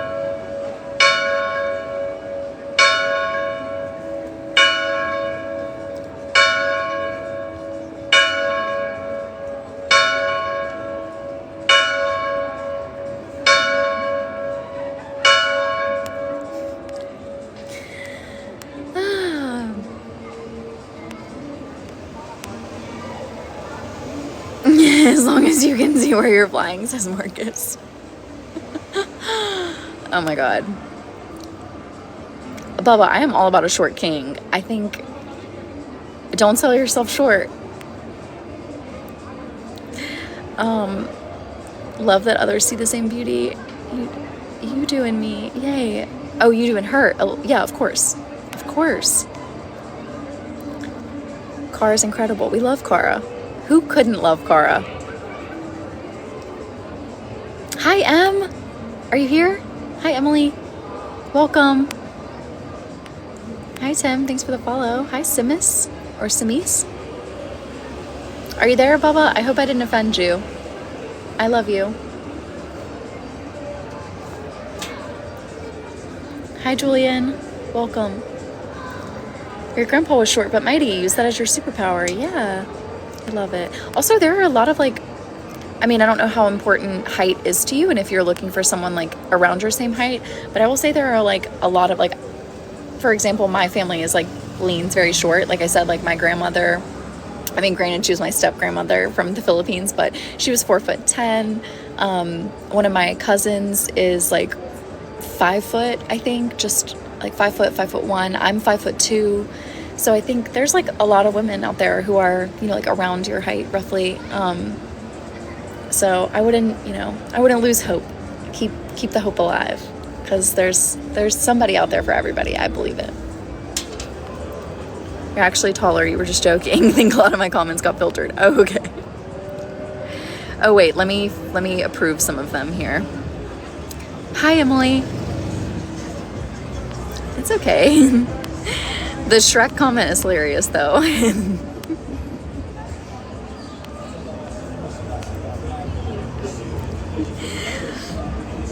Can't understand these inches, cries in European. Another issue is people hear pilot, see money. So you like almost like gold digger type vibes, or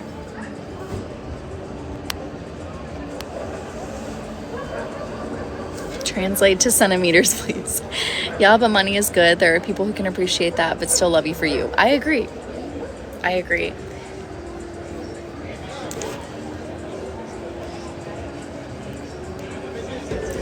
But I think like it sucks to get burned, right? You know, like it sucks to like trust someone and then realize that they're maybe not in it for the right reasons. But also it's like important to still put yourself out there and try. I mean, she says that she's single and is literally not dating anyone, but you know, I think there's hope. There's hope to like to exactly what Alicia said, basically. Glenn! Okay, green hearts. Hi. Hi, Sparky Welder. I forgot your name, but hi.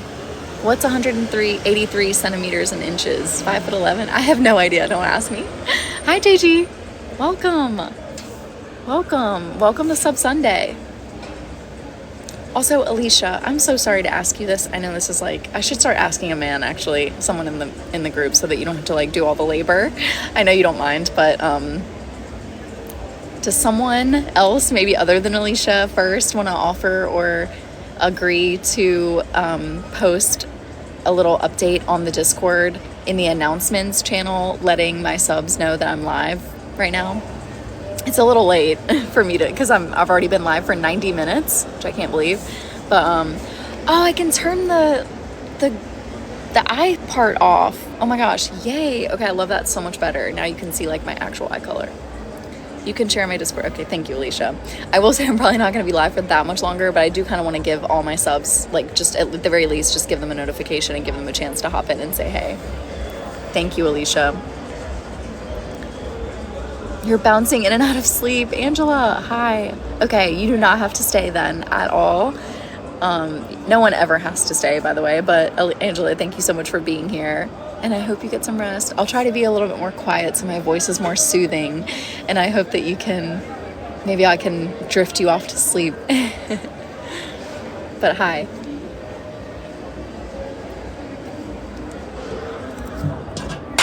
Okay, I'm gonna bring you a little bit closer to me. I'm so glad I was able to get rid of the eye filter. That was really annoying.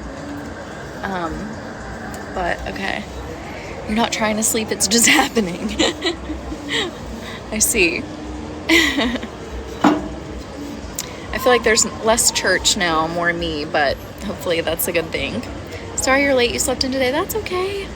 Aw, I slept in today too. I didn't get a lot of sleep last night. I was telling everybody earlier that my dad has been not doing the best health-wise, and I've been really worried about him and unable to sleep, especially last night.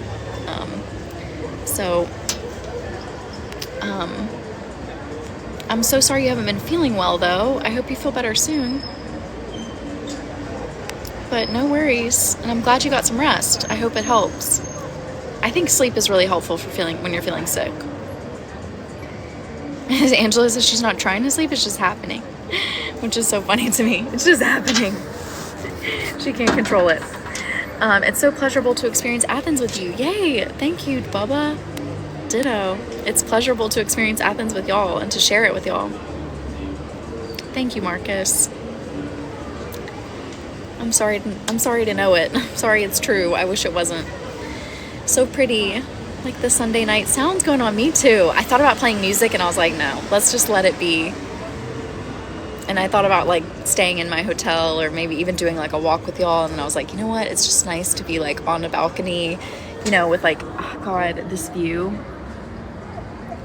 And I just keep looking over at it and it's like so stunning. gorge. Gorgeous. Absolutely gorgeous. Less church, more me, 1,000. Hi, Julian. Y'all, please consider subscribing. I'm gonna do like a little reintroduction. Hi, everyone. I'm Lily. I'm from Mississippi. I'm originally from Mississippi, but I live in Amsterdam now, and I'm currently in Athens celebrating my birthday. I turned 31 on Friday. Y'all, please consider subscribing so you can chat with me. This is a sub-only Sunday. We do this every single Sunday, except for last Sunday. I think I skipped last Sunday. But did I?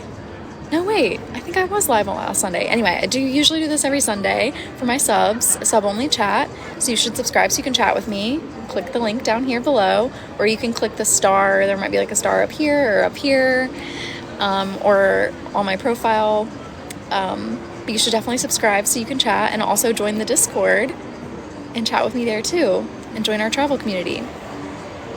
Do I have time to watch post about solo Africa trip? Yes, I did. Thank you for sending that to me, Bubba. And I did watch it, and it was interesting. She was saying how she found a place that was like a safari just behind the Four Seasons in Africa. So I think she said Nairobi maybe, and she was explaining that the Four Seasons cost like $2,000 a night, but hers was far less than that, and she still got like all included meals and everything, and that it was really great, but that and that they have like the same safari trips and experiences and everything, like the same, you know, land and the same vehicles and all that kind of stuff as like the Four Seasons.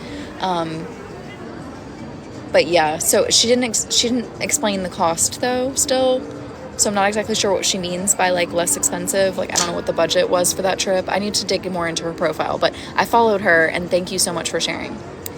Oh, Jason, that invitation was an accident. Both of those invitations were an accident, but hi, welcome, Jason. Sleep gives the body time to heal itself. Agreed. You slept until 2 p.m. yesterday. Nice, Alicia. Nice. Love that so much. Looking forward to content on that view. Yes, Alicia. Hi, Jason. Me too. Okay, sorry for the accidental invite, but hi. Gonna check out videos too. Nice. It was, Bubba had sent me like a like someone else's, it was like a woman. I don't remember her name right now, but it was someone, he was sharing another creator's content about a solo trip to Africa. She did another post about cost. I think the total was $2,500. Okay. Yeah, that's still a lot to me, but especially not including flights. But that's better than 5K, which is what I was looking at for other safaris that I've seen. So that's about half the cost of what I was anticipating, or like what I've been quoted in the past. So I'll have to find though which one she's talking about, because she said it was like behind the Four Seasons, but she didn't say which one it was. So I'll have to go back and look and see what the name of it was. But thank you so much for sharing that. I think she did Nairobi and Tanzania. I would love to do Tanzania. Oh, I have so many places I want to see. But right now I'm in Greece, so I'm just kind of enjoying this. But yeah, it is fun to dream about. It's so funny too that I'm like in Greece and I'm dreaming about where I'm gonna go next. It's like, okay, girl, calm down. Like, just appreciate where you are in the moment. But it is fun to imagine, you know, where I might go next. But yeah, I'm hoping that I won't spend like, it won't take me like 10 years to get to another 30. I'm hoping I can visit, let's see, I haven't even thought about how many countries have I visited this year so far. So January I was in Amsterdam. February I was in Amsterdam. So I visited, where did I start? When did I start traveling again? Would it have been Belgium? Was that the start? I'm trying to think. Does it cover? Yeah, you can see the filter. LOL. Includes $800 for airfares from the US. Really? No way. Wait, that's extremely reasonable then. Because it would be cheaper for me because I'm flying from Amsterdam. Neither of those.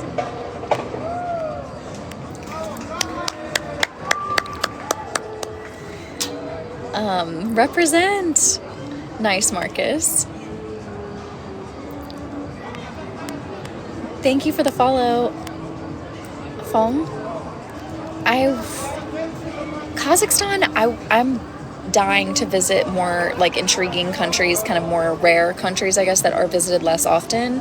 The only concerns I have are just around visa requirements and like obtaining a visa kind of in advance for places like that. I'm not sure if Kazakhstan requires one, but it's just like I have visited places like India and Iraq that required like visas and like obtaining visas in advance, and I had a lot of help with that.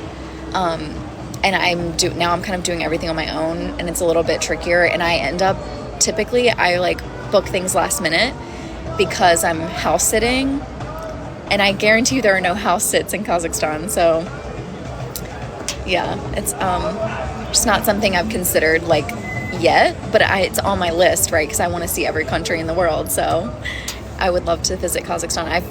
I've heard about it, and I've heard how it's definitely very interesting, very wild, kind of odd place. You like Sofia, Bulgaria as well. Wow.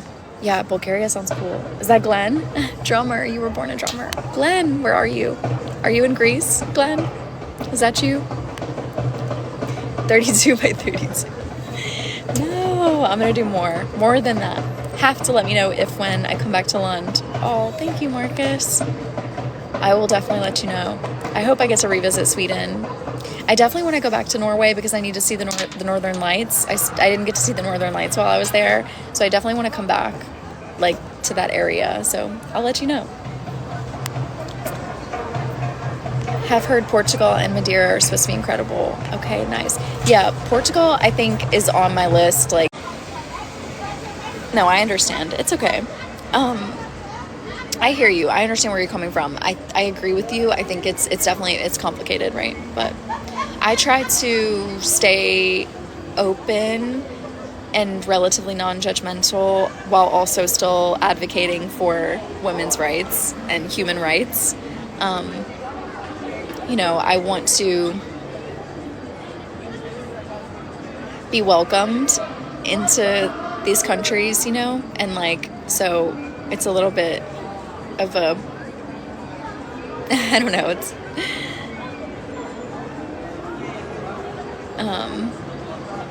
yeah, like I personally had a positive experience both of the times that I visited India, but I understand that I had a lot of privilege, right? Because like I had a guide who was taking me places and making sure that I was cared for and protected and safe and was not going to any places where I would be put at risk. And then, it seemed like I was kind of more unapproachable, like less approachable because I had a guide and I had like, someone with me. So it made it a little easier. But I think for like solo travelers who are going without a guide, I would have been really scared. I think if I was just like walking the streets alone, it would have been a lot more difficult for me. So, and I think I probably would not have had it's very possible I would not have had as positive an experience.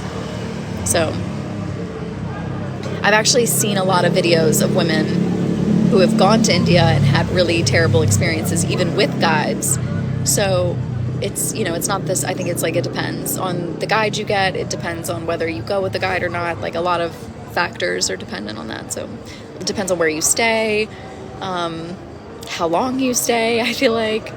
So yeah, mostly I think for me, it was like, you try to understand local culture, but some things are just not acceptable. I agree. Typically try not to send female pilots there and tell them not to leave a hotel alone. Wow. Is it really that bad? That's actually tragic.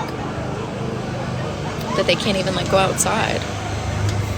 For me, it was like the only thing that I really experienced was just like people staring.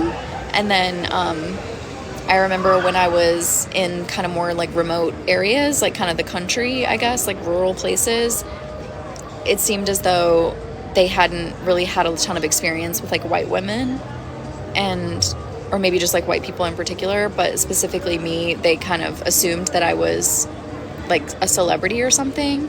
I think probably just because the way I was dressed, which I realized in hindsight was probably not the best idea. Like I was a little overdressed. I've always like go above and beyond, you know what I mean? I should have been more aware of my surroundings, and I should have dressed, you know, more conservatively, to protect myself and just kind of to like blend in.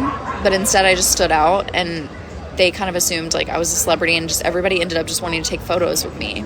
So it wasn't like bad, I guess. It was just kind of a little odd, because I was like, oh, no, I'm not a celebrity, like I'm not special, like you don't need to take a photo with me.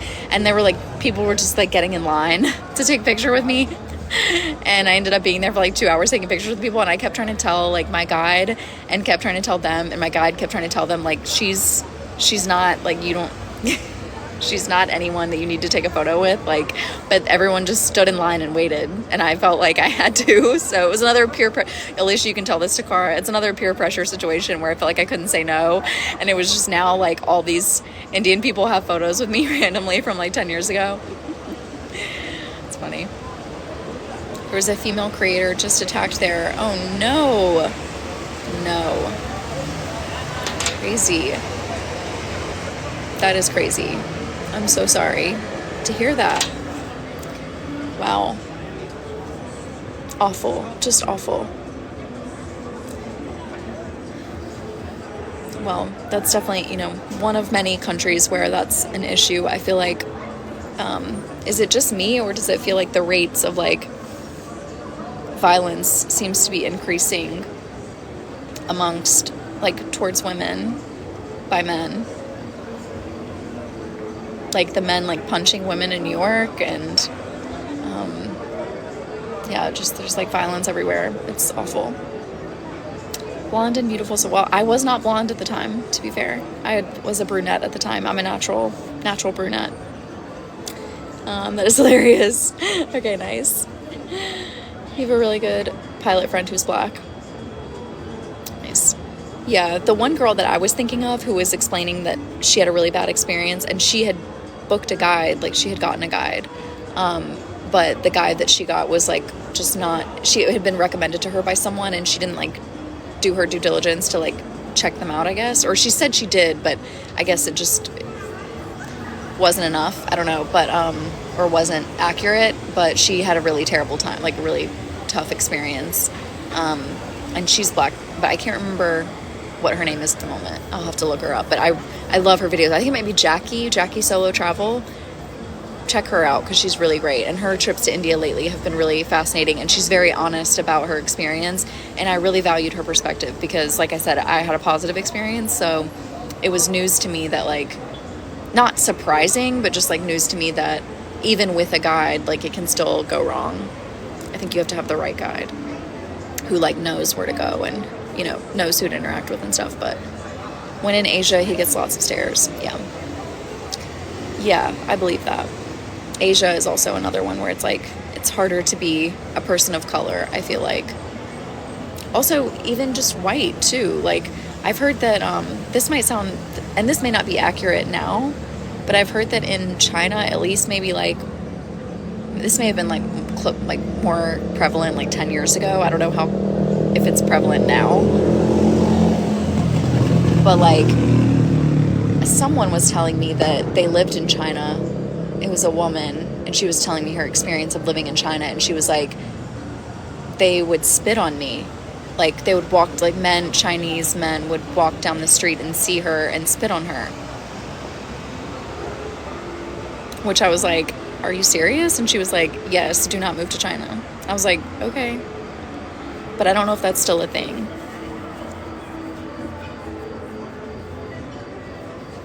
Like, say they stare at me. Yeah. I'm okay with being stared at. Like, I'm used to it. People stare at me here and there and everywhere. So I'm not really, Morocco was like wild. You know what I mean? I was getting marriage proposals like multiple times a day. So it's not like something, I'm used to it at this point. It's just more like I'm not so scared of being stared at. I'm scared of being, like, I don't want to be spit on. That seems excessive. Or like, you know, in Jackie's case, I'm pretty sure that's her name, like getting, you know, scammed or getting, you know, threatened or put at risk, you know, that's too much. And in her case, I think she was explaining how she went to I think it was Jaipur, or no, somewhere where they do like a funeral like they have this, it's like a holy city, and they have like funeral processions where they burn bodies like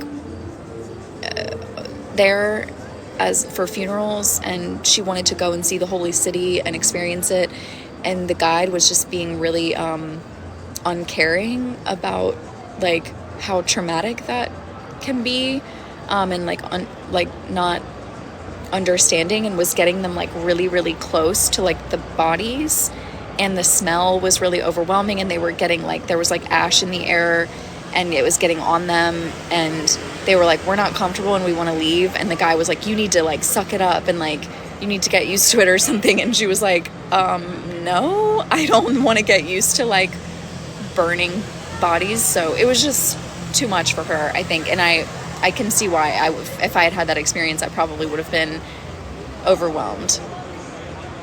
Japan can be interesting. Lots of places will not let Asians in. Interesting. I'm surprised by that. I had a really again, I just have positive experiences, I guess, and I'm lucky in that way. But Japan was easy for me. There was no staring, actually. Japan was the only place where people don't stare at me. They actually avoid looking at me. They like kind of intentionally divert their eyes and don't look, which I appreciate. Chinese police will be all over that. Okay, interesting. Yeah, I thought it was odd too when she said it, but then I looked it up and I think it was a thing, but I don't know if it still is. You heard the same about Japan? Really? Wait, the people being rude or the spitting? Because I've never heard of that about Japan, the spitting. But I have heard about people staring with like people of color. I think with white people it might be a little bit different. Meaning like Asian people stare less at white people versus people of color, I think. But these are all assumptions from other creators that I follow on TikTok who have shared their experiences, and sometimes it's like a one of one, so take everything I'm saying with a grain of salt. I think Bubba probably has more experience with this than me. Not really being talked about though. Interesting. Yeah, I love Japan. Oh, the other stuff. Okay, gotcha. Gotcha, Marcus. Okay. Well, all very fascinating. It's, there are issues everywhere, right? And this is something that I was seeing a creator talk about recently, about how, like, she had moved to Italy, and this is a different creator, random, I don't remember her name, but she was saying how she moved to Italy and she regrets it because she thought it was going to be, like, better than the U.S., and she's a white woman, older white woman, and she was saying that it was just, there are so many issues there, and it feels like she kind of went back to the 1950s in America almost because of the way that they treat women. And also, like, she had tried to make friends there, and then there was some sort of issue with like a couple of her friends where she was trying to like advocate for them because of there were like situations of domestic violence, or maybe she was like trying to kind of advocate like against domestic violence. And she said she lost 2 friends over it, that like women even are like not supportive of like talking about it. Like it's very taboo to talk about it, and that she just felt like she kind of stepped back in time, and she regrets like moving to Italy. And I was like, okay, interesting. Heard a lot of not great things about Italy. So I kind of feel like that's part of the reason why I was kind of glad that I didn't move there ultimately. Like, I remember going to Milan and thinking I was going to move to Florence and like live in Florence for a year and travel around Tuscany. And then when I got to Milan, I was there for like a week, and I visited Rome before and I really enjoyed Rome. And I enjoyed Milan too, like I enjoyed my time, but I just could not see myself living there. And then I left and I went to Amsterdam and fell in love with it and just stayed in Amsterdam. And I'm ultimately so glad I did that, because I love Amsterdam and it's really great for me there. And I just kind of blend in, I feel like, but, well, I don't know if I blend in. I still stand out, but I mean, it's easy for me there. And I feel safe, relatively safe. Heard not a lot of great things, about Italy. It's amazing how women are still treated. Facts. Prefer northern Italy over southern. Interesting. I bet, like, the mountains, like, northern Italy is probably really beautiful. Like, Lake Como, I would love to visit. How was Iraq? Iraq was good for me, like I said, but again, I had a guide who was like protective of me and took care of me the whole time. So I think like all through my travels in the Middle East, I had a guide everywhere I went, and the guides were all amazing and took really good care of me. So I felt good. There was even a moment where I was doing, this is like a side, Amsterdam is very cool. You just feel short there. Same. Everybody towers over me, but I'm used to it. People are different in Italy as well. Yeah, I agree. Like, no one talked to me in Italy, and I tried, and like, people just did not want anything to do with me there. So we just didn't vibe. It doesn't mean that I wouldn't vibe with Italian people. I'm sure I could find, friends there if I moved, but they were not making it easy for me. I don't know. There's the language barrier, and like, they tend to prefer to speak Italian, which makes sense. I don't speak any Italian, so there was that barrier. Whereas in Amsterdam, like, most people speak English, so that was helpful. And they're not like mad at you if you speak English. They don't like scoff and get all pissed off. So there's just a little bit more welcoming nature and kind of vibe in Amsterdam compared to, and like more of like an international kind of hub, which I thought was going to be the same in Milan, because like so many people go there, right, for like fashion week and stuff, and I thought it would be like a really great fashion city for me to live in or like spend time in, and it didn't fulfill my fashion dreams like I thought it was going to. But okay, what else? Oh, we were talking about Iraq. So the only like negative experience I had in Iraq was, I think I had a tough time in Egypt. One particular experience in Egypt was tough, where I got kicked out of a mosque, and I can tell that story in a little bit. And then, no, I had two negative experiences in Egypt. Right? Yeah. So 2 negative experiences in Egypt, and then in Iraq, the only negative experience I had was, I had gone to, like, it was nothing. It wasn't anything like anyone else did. It was like my own thing, but my guide was super sweet. We were like hiking, and I fell and I twisted my ankle, and he had to like carry me up a hill. That was my negative experience in Iraq. I was just like injured for a minute, and he had to like carry me, and I felt so bad. But in Egypt, it was a little tough there. But I loved it still. Like, I still love Egypt, and it was worth the difficulty, I guess, and the fear. But Southerners talk. Everyone, we never meet strangers. Very different for other countries. Okay. I'm 5'2". Former communist countries, a lot of mistrust. People are not warm. Okay, fair. Yeah, I feel that a little bit there.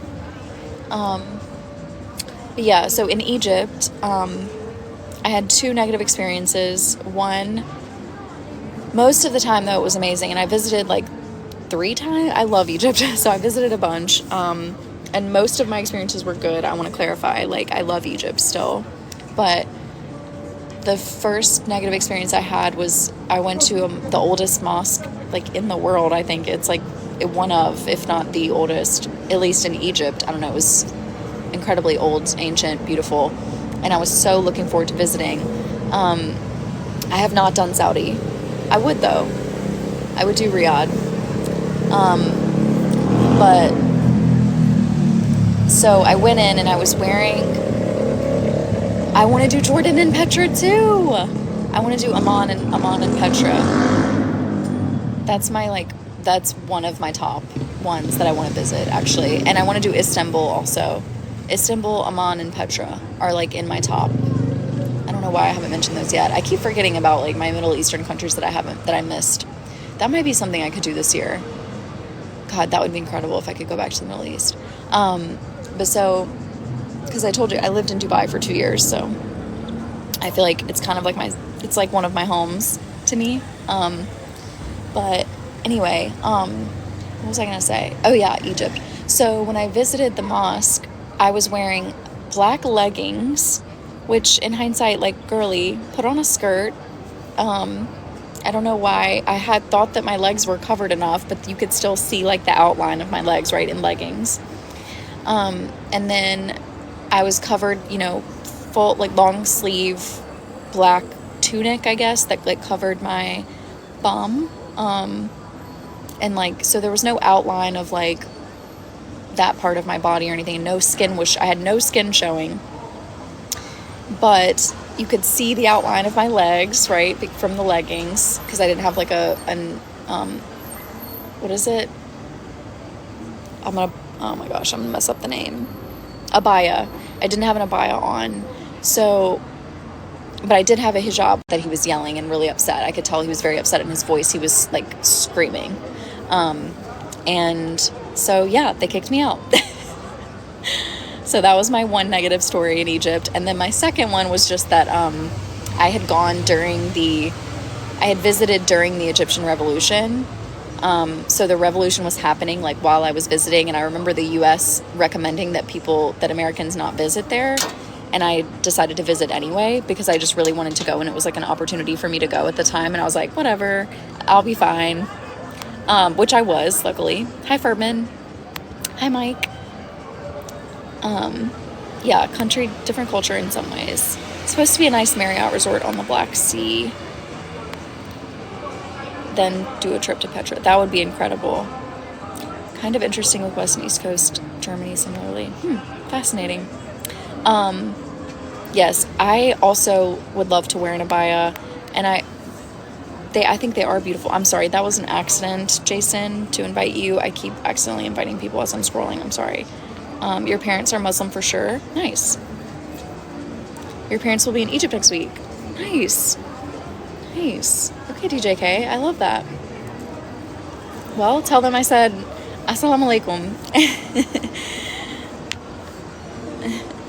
I hope they enjoy Egypt. Where are they headed in Egypt? But so, the second time I visited, I was, in Cairo, and yeah, as I said, the revolution was happening. This was about 10 years ago, and I had my guide with me, and we went up to this tower. Like, so we had to avoid Tahrir Square, which is like the main square in Egypt, or in Cairo, where where the revolution was taking place. And I had to avoid it because there were literally people being killed in the square, like for revolting, like for protesting the revolution. And so we went up to this tower so that I could like see it from a distance. And when I was there, in the tower, they had these little binoculars that you could look through and like see these different, kind of see different areas and stuff. And I was looking through the binoculars, and next to our car, like, I'm telling you, within 5 cars of our car, a car bomb went off and just like destroyed the car in front. Like, with my own 2 eyes, I watched a car bomb go off like 5 cars down from where we had parked, and I was like, okay, I'm not in Kansas anymore, kind of thing. But that was like that's probably the scariest thing that's ever happened to me in terms of like, traveling and visiting different countries. Yeah, that one was wild. But that was like during the revolution, like I said. So it was a very tumultuous time for Egypt, as in, like historically. We should plan a group trip to Jordan this fall. That would be incredible. I would do that. The thing is though, with a group trip, like, I kind of want to like have been there already, so I don't feel so like uninformed. I don't know. Like, I would love to go to like take y'all to a place I've already been, so I feel like confident, instead of like going and just like being like having no idea what's going on. But I don't know. That'd be cool. We could all see it together for the first time. That would be pretty amazing. Not gonna lie. Tsunami, hi. It's so cool that your parents are Muslim. I'm so sorry I keep inviting people. Hi, Ferdman. It's an accident, though. I don't know how to stop doing that. What's the best country I've been to? I think I love Japan the most right now. I'm also really loving Greece, though, so it changes like the wind, but Japan mostly. I love Japan. You've known guys, so go see public choppings in Saudi. Oh my god. No, thank you. I know that happens, and I definitely don't want to see that. It's not something I want to observe, at least not intentionally. You'll make a pilgrimage next year? To where? To Egypt? Or to Jordan? Hi, All Day Jimmy. Ethan, thank you so much for still being here and liking the live. Miss you. Love you. I hope you get to join soon. 6.6k likes. Thank y'all. I think that's mostly because of you, Ethan. Thank you. And Angela, maybe too. Oh, to Saudi.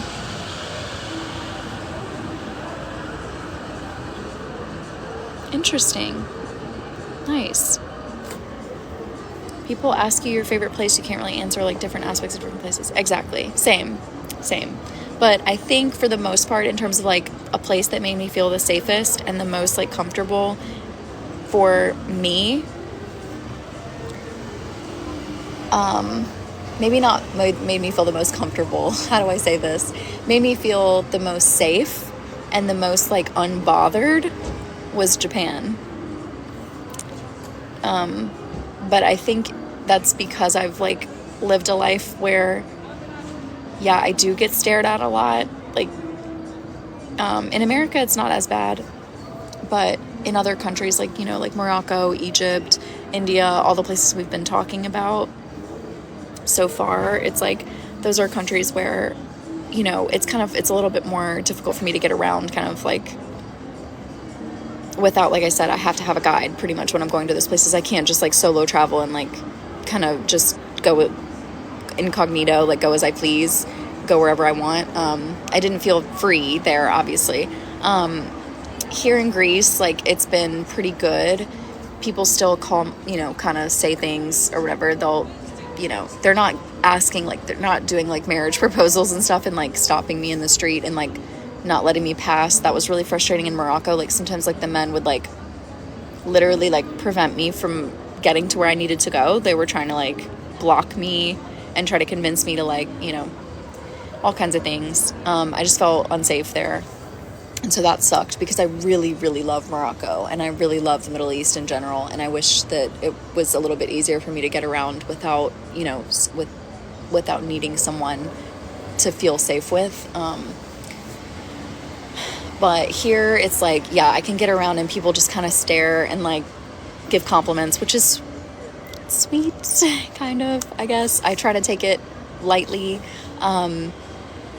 And so far, you know, I haven't felt super unsafe or anything, but I think Japan, I just like, when I tell you not a soul looked at me, like even looked in my direction, it was just so different than what I've experienced in any other country. Like no one even noticed me. It was like, they actually made it a point to like avert their eyes and like not ever look at me. Like I never even saw anyone like glance in my direction.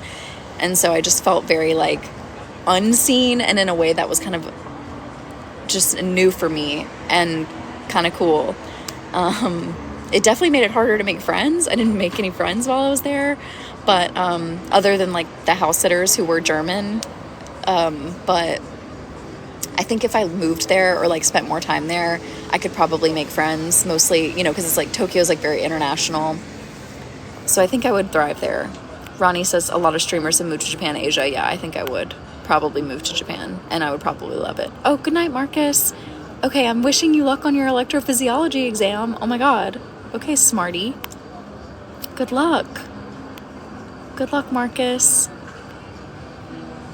Wow. I'll have to ask more about what you do next time. I feel like maybe you said, but I'm impressed. Good luck.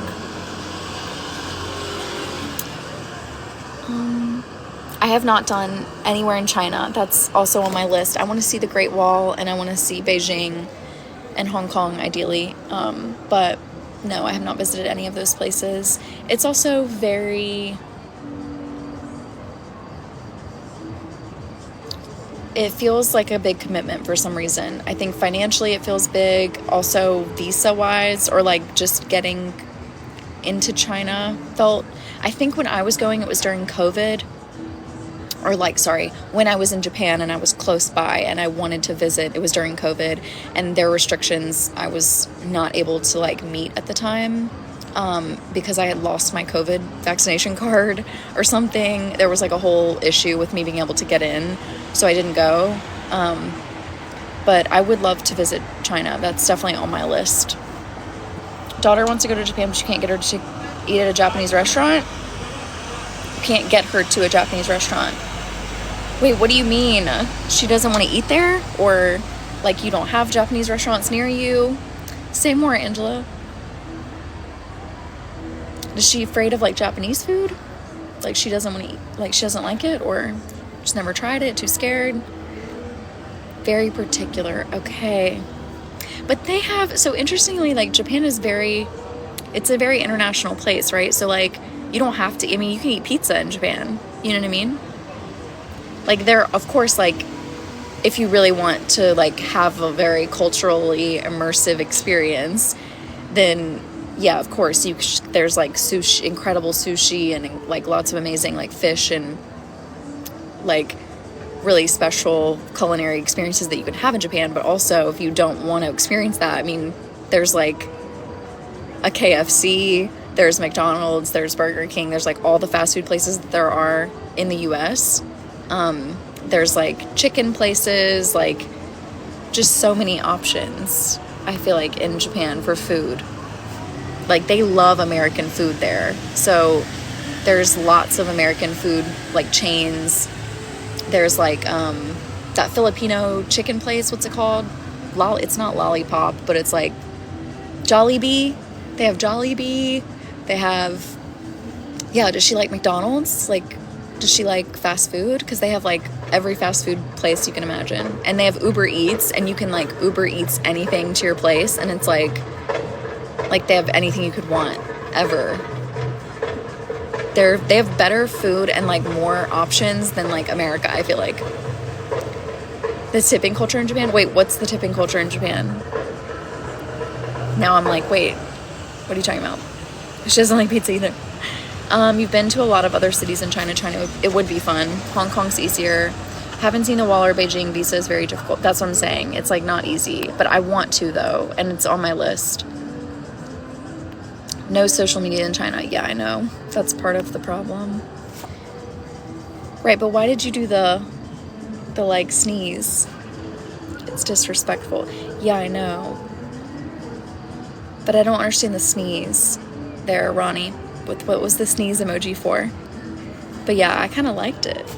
Typically don't tip in Asia, right? That's what I thought.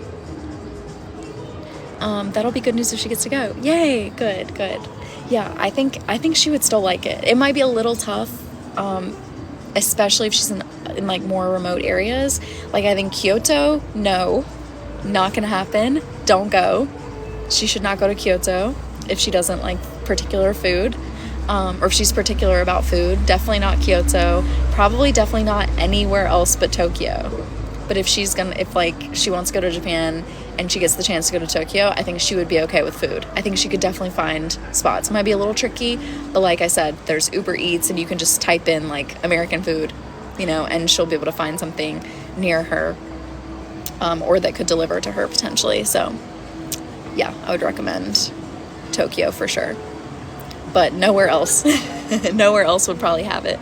Maybe Osaka, but they are maybe even a little less, like they might have less options there than Tokyo. Can find a McDonald's and a KFC all over the world, and that is a fact. I can confirm. You don't know what emoji to go with? Okay, gotcha. Okay, no worries. I was just making sure. I was trying to understand how that correlated. I was like, wait, what's the sneezing? I'm like, what does that relate to? Okay, I understand. Gotcha. Yeah, no, that makes sense though. Yeah, you do not tip in Japan, which I kind of like. I like that you don't have to worry about it. I mean, it's kind of nice. And the people are just so, like, kind there and respectful. And it's like there's such a culture of, like, respect, mutual respect, and politeness. Like, the politeness is just out of this world. And I'm a very polite person, and I really value, manners. So I felt very...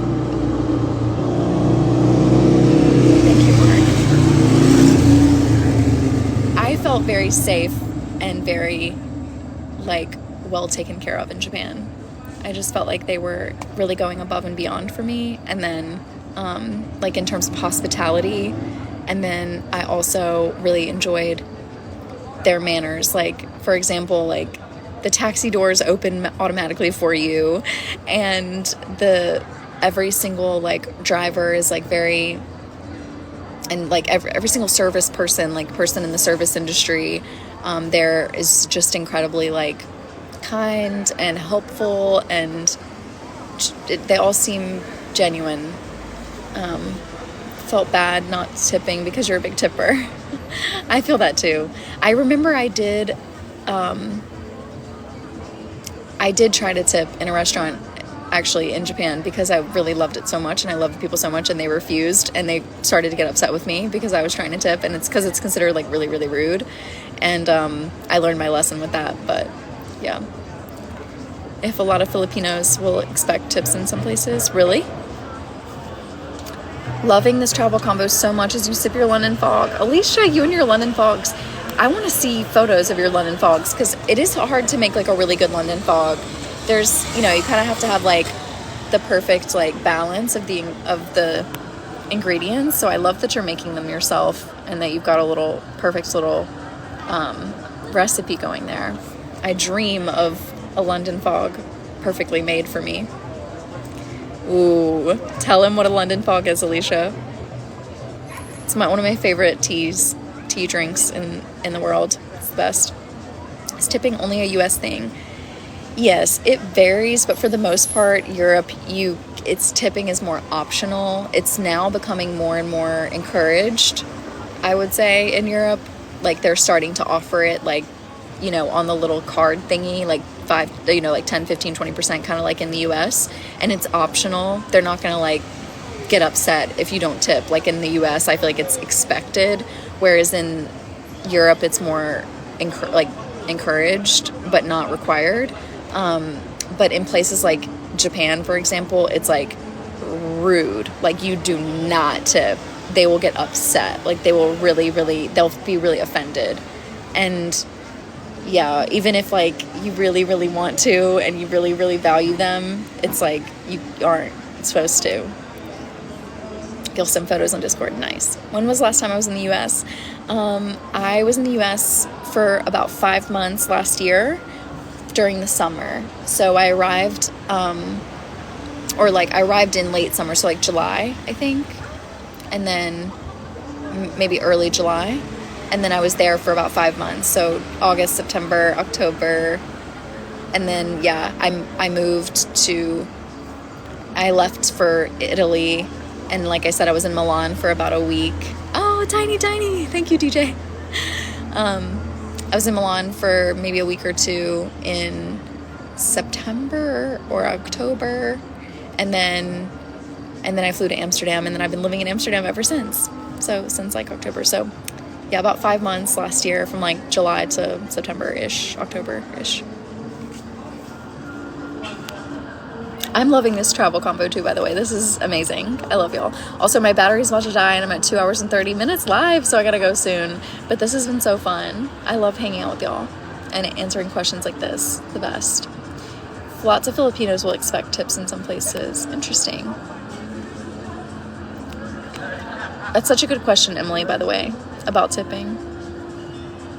Send photos on Discord. Nice. Yay, Akash. I love that we can send photos on Discord. Cute. Oh, this is so cute. In Japan, giving tip means you did a bad job. Try harder next time. Oh, no. Because for us, it means, like, if you did such a good job, we want to, like, reward you for it, right? So it's it's tough. It's tough to, like, also, oh, man, that sucks. It's not, like, I just wish I didn't, make people feel bad for tipping. I know what you mean now. Who had said that earlier about, like, that they're a very big tipper, but they can't tip in Japan? Ronnie. Yes, me and you, Ronnie. I feel the same way. It is tough. Tough not to tip in Japan. Can you buy your server their favorite dessert? No. If only, JR. Hi, by the way. You live in Savannah. Have I done Savannah and Charleston? Baba! Savannah is one of my favorite places in the entire US, and I have done Savannah and Charleston. I loved them both. They're gorgeous. Hot as hell and humid, but gorgeous. I loved Savannah and Charleston, but Savannah especially. The trees in Savannah, ooh, so pretty.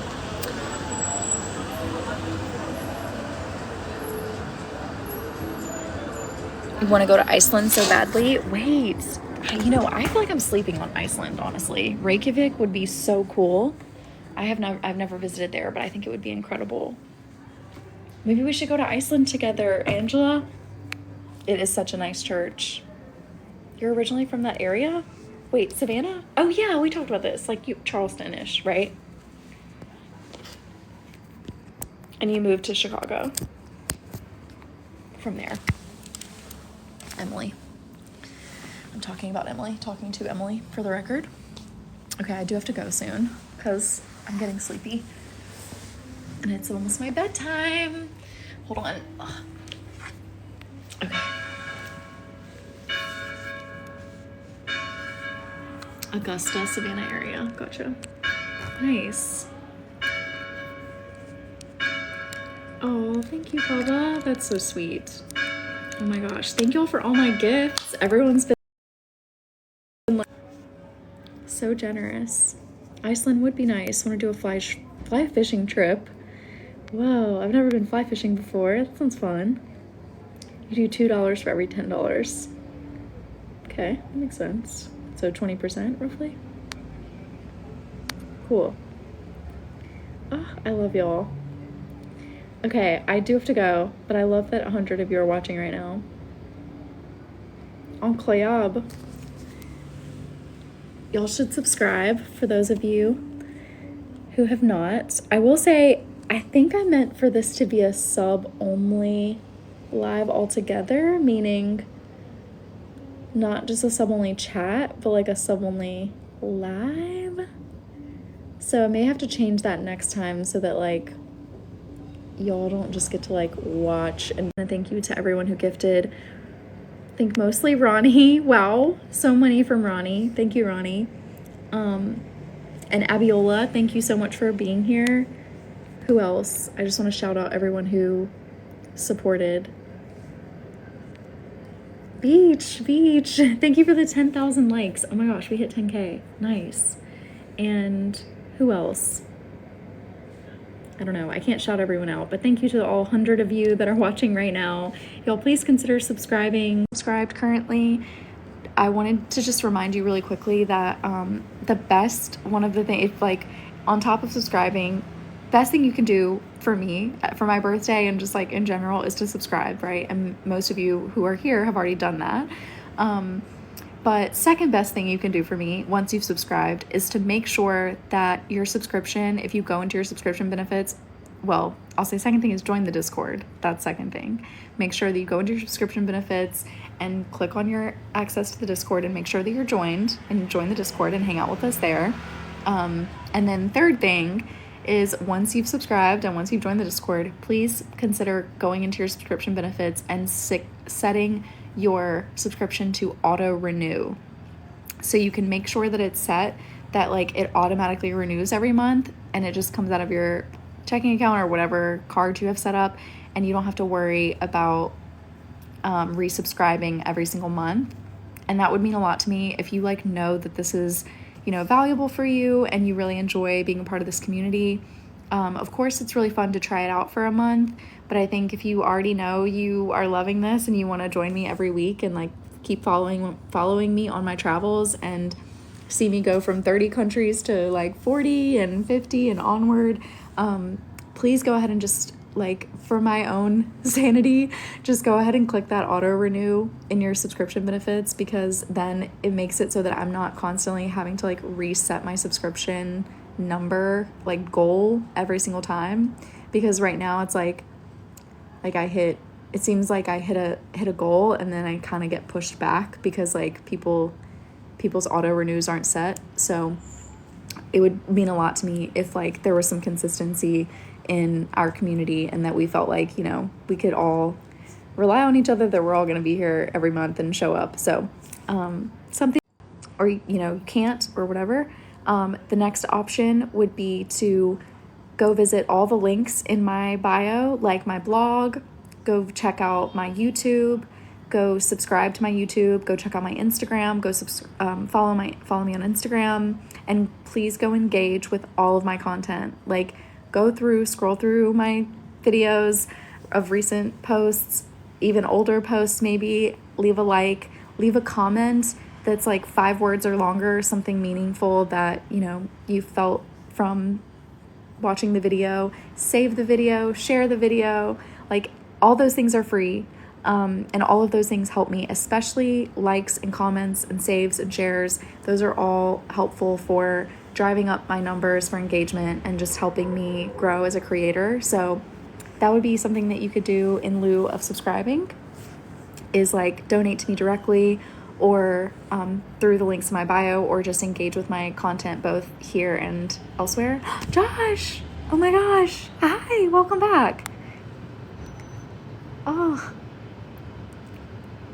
okay, your dog's name's Alicia or Koji. Ah, Frenchie and Prinny. Oh, I love the name Prinny and Koji. Cute. Oh my gosh, Josh, thank you so much for resubscribing. Yay, it has been a while. You are back. Welcome back. And Zen is here. Hi, Zen. Yay. Brilliant. Oh my goodness. So that makes 62 subscribers, y'all. Wow. Look at us go. Let's go. Yay. I was just about to leave, but now I don't want to. Josh, I'm so glad. Welcome. Yay. Welcome back. I really thought maybe your account had gotten deleted or removed permanently. So I'm so happy to see you back. Welcome back. And thank you so much for resubscribing. It means the world. Zen! Oh my goodness. Did you just subscribe again? No way. 63! Oh my goodness. Zen, thank you so much. Tell me why I don't have a subwave on right now, because I would be killing the subwave. I would be winning. Oh my goodness. Thank you, Zen. Thank you, Josh. Where am I now? Happy belated birthday. Thank you, Josh. I'm in Greece right now. Been busy. You're about to finish your bachelor's in marine biology. Wow. Okay, King. Okay, marine biologist. Almost. Congratulations. Ronnie says this is the only live I can watch. Thank you. I'll take it. So that you can talk to me, and new emotes. Yes, and I have more coming, and there will be more with me in it, but I have at least one with me in it, and it's me with a cat. I thought you might appreciate it, Zen. I really thought of you when I made it. I'm trying to make more of me with my face, so more to come, but I'm listening to you. I was trying. I'm trying. Okay, another thing before I let y'all go. Sorry, Alicia, thank you. I know you need to go take care of your dogs and take them for a walk, so y'all please feel free to leave if you need to go. Bye.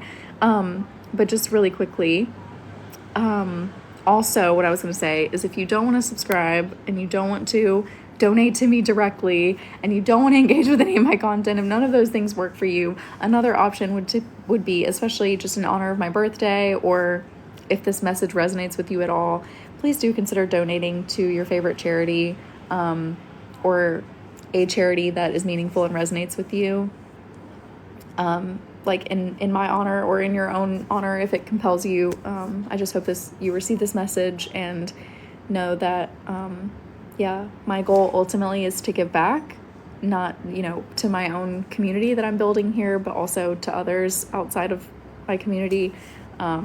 So it's something to consider. Just if you're thinking of me, please consider donating. I have a favorite charity that I'm happy to share with you. If you want to DM me and say, hey, I want to donate, what's the charity of your preference, I'm happy to share that in DMs. I'm not going to share it here just because it's special and near and dear to my heart, and I think it's just something I kind of want to only share in DMs at the moment. But I just wanted to say I really appreciate your love and support, everyone's love and support, and I want to just promote and encourage sharing and caring across the board, whether it's here with me, or, you know, for me, so that I can spread joy and kind of spread the wealth within my community. But if you can't do that, then please do spread it elsewhere, to somewhere that's meaningful for you. Okay, all right. Spiel over. It was my birthday. It was my birthday on Friday, and I'm celebrating my birthday here. And then I'm actually headed to a dog sit next week on an island here in Greece, and I'll be there for a week. So I'm very excited. And I am using a filter tonight. I don't usually. This is the first time I've ever used a filter on live, I'm pretty sure. I've used them before, like on videos, but I think this might be the first time I've used it on live. And it's kind of just fun. I don't know. Not taking it too seriously. I'm not common though. Not something I'm going to be doing regularly. It's just kind of for tonight, just for fun. Because it's a sub-only live and I'm just, being silly. Moving to Hawaii after you finish your classes here at Florida State. Heck yeah, Hawaii sounds amazing. I would love to visit Hawaii and maybe move there. That would be awesome. I'd be so excited if Koji and Prin make it onto an emote. I could do that. I could easily do that. Yeah, send me their photos and I'll see if I can make it happen, okay? Greece is cool. You've been to Athens and Santorini? Nice. Okay, I'm in Athens right now. But I have not visited Santorini. That sounds amazing. Gosh, it's kind of hard to get to Santorini, I've realized, so I'm impressed. Yes, it was my birthday. So happy for you. Oh, I still live in Amsterdam. I'm just visiting here. Like I said, I got a dog sit. I got an opportunity to care for a dog here for a week in Greece. And I decided my birthday was just before the house sit. And I decided, why not just come to Athens, like my dream, and visit my birthday here in Athens and then head to the house sit next week. And so that's what I'm doing. Because the house sit is on an island in Greece. But I'm going to be heading back to Amsterdam after that. And this is my 30th country, y'all. I hit my 30th country goal. 30 by 30 complete. And I did accomplish it before I turned 31. So, thank you for my team bracelet, Josh. Thank you. Yeah, I'm sorry I'll miss my birthday, but I'm also, yes, the architecture is so incredible here. Truly. But yeah, sorry y'all missed it, but I'm also really glad you're here now. I'll show you the view again, just because so hold on 1 second. I'll show y'all really quick. Oh, I have to get my waters from out of here anyway, so okay, let me show you really briefly. Let me do a little enhance dual rectangle. Okay, wait, let me just flip it actually. Yeah, we have a view. Here, I'm just gonna go do like this. So, okay. Yes, okay, let me clarify. So I was in a different room at this hotel that did not have a view. I did not pay for this view. So I was in a room that did not have a view at all. Sending him love. And sending you love, Josh. I'm so sorry. That is so tragic. I understand the sadness.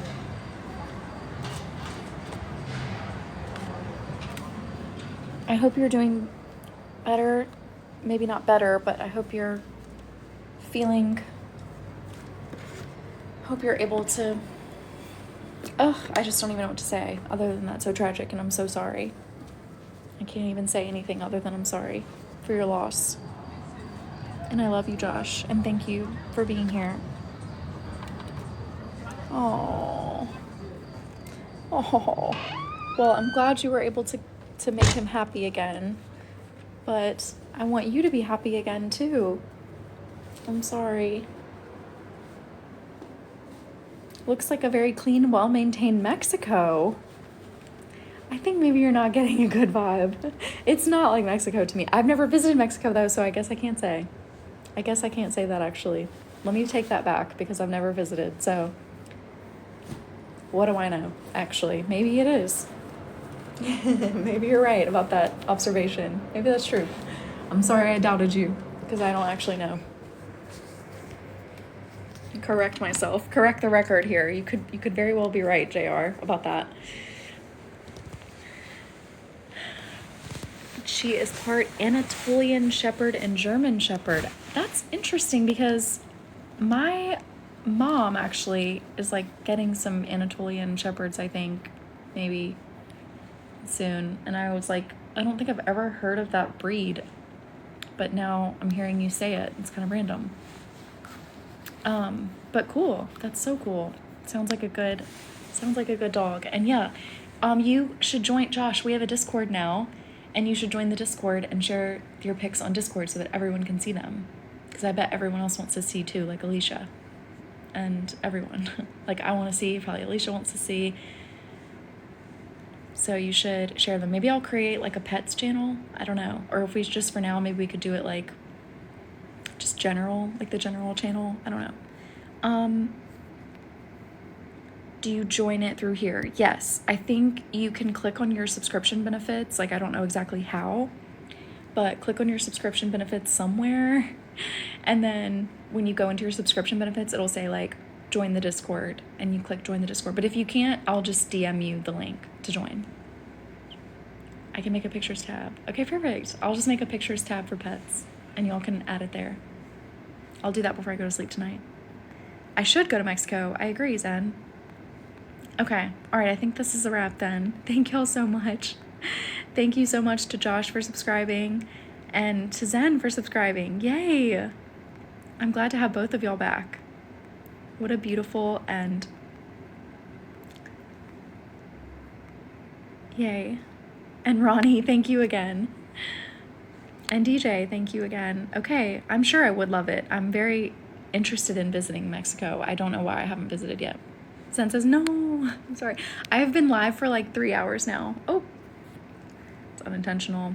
This, Lillian, thank you for the follow. Welcome, namesake. Let me follow you back. I love anyone who shares my name.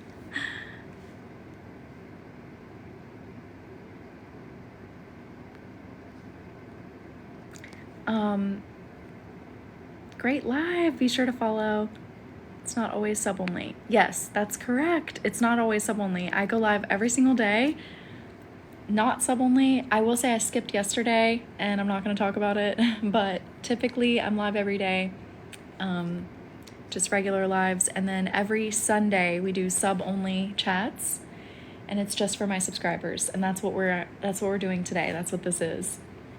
And I think next week, like I said, I think I'm going to make it a sub-only live altogether so that only my subs can watch.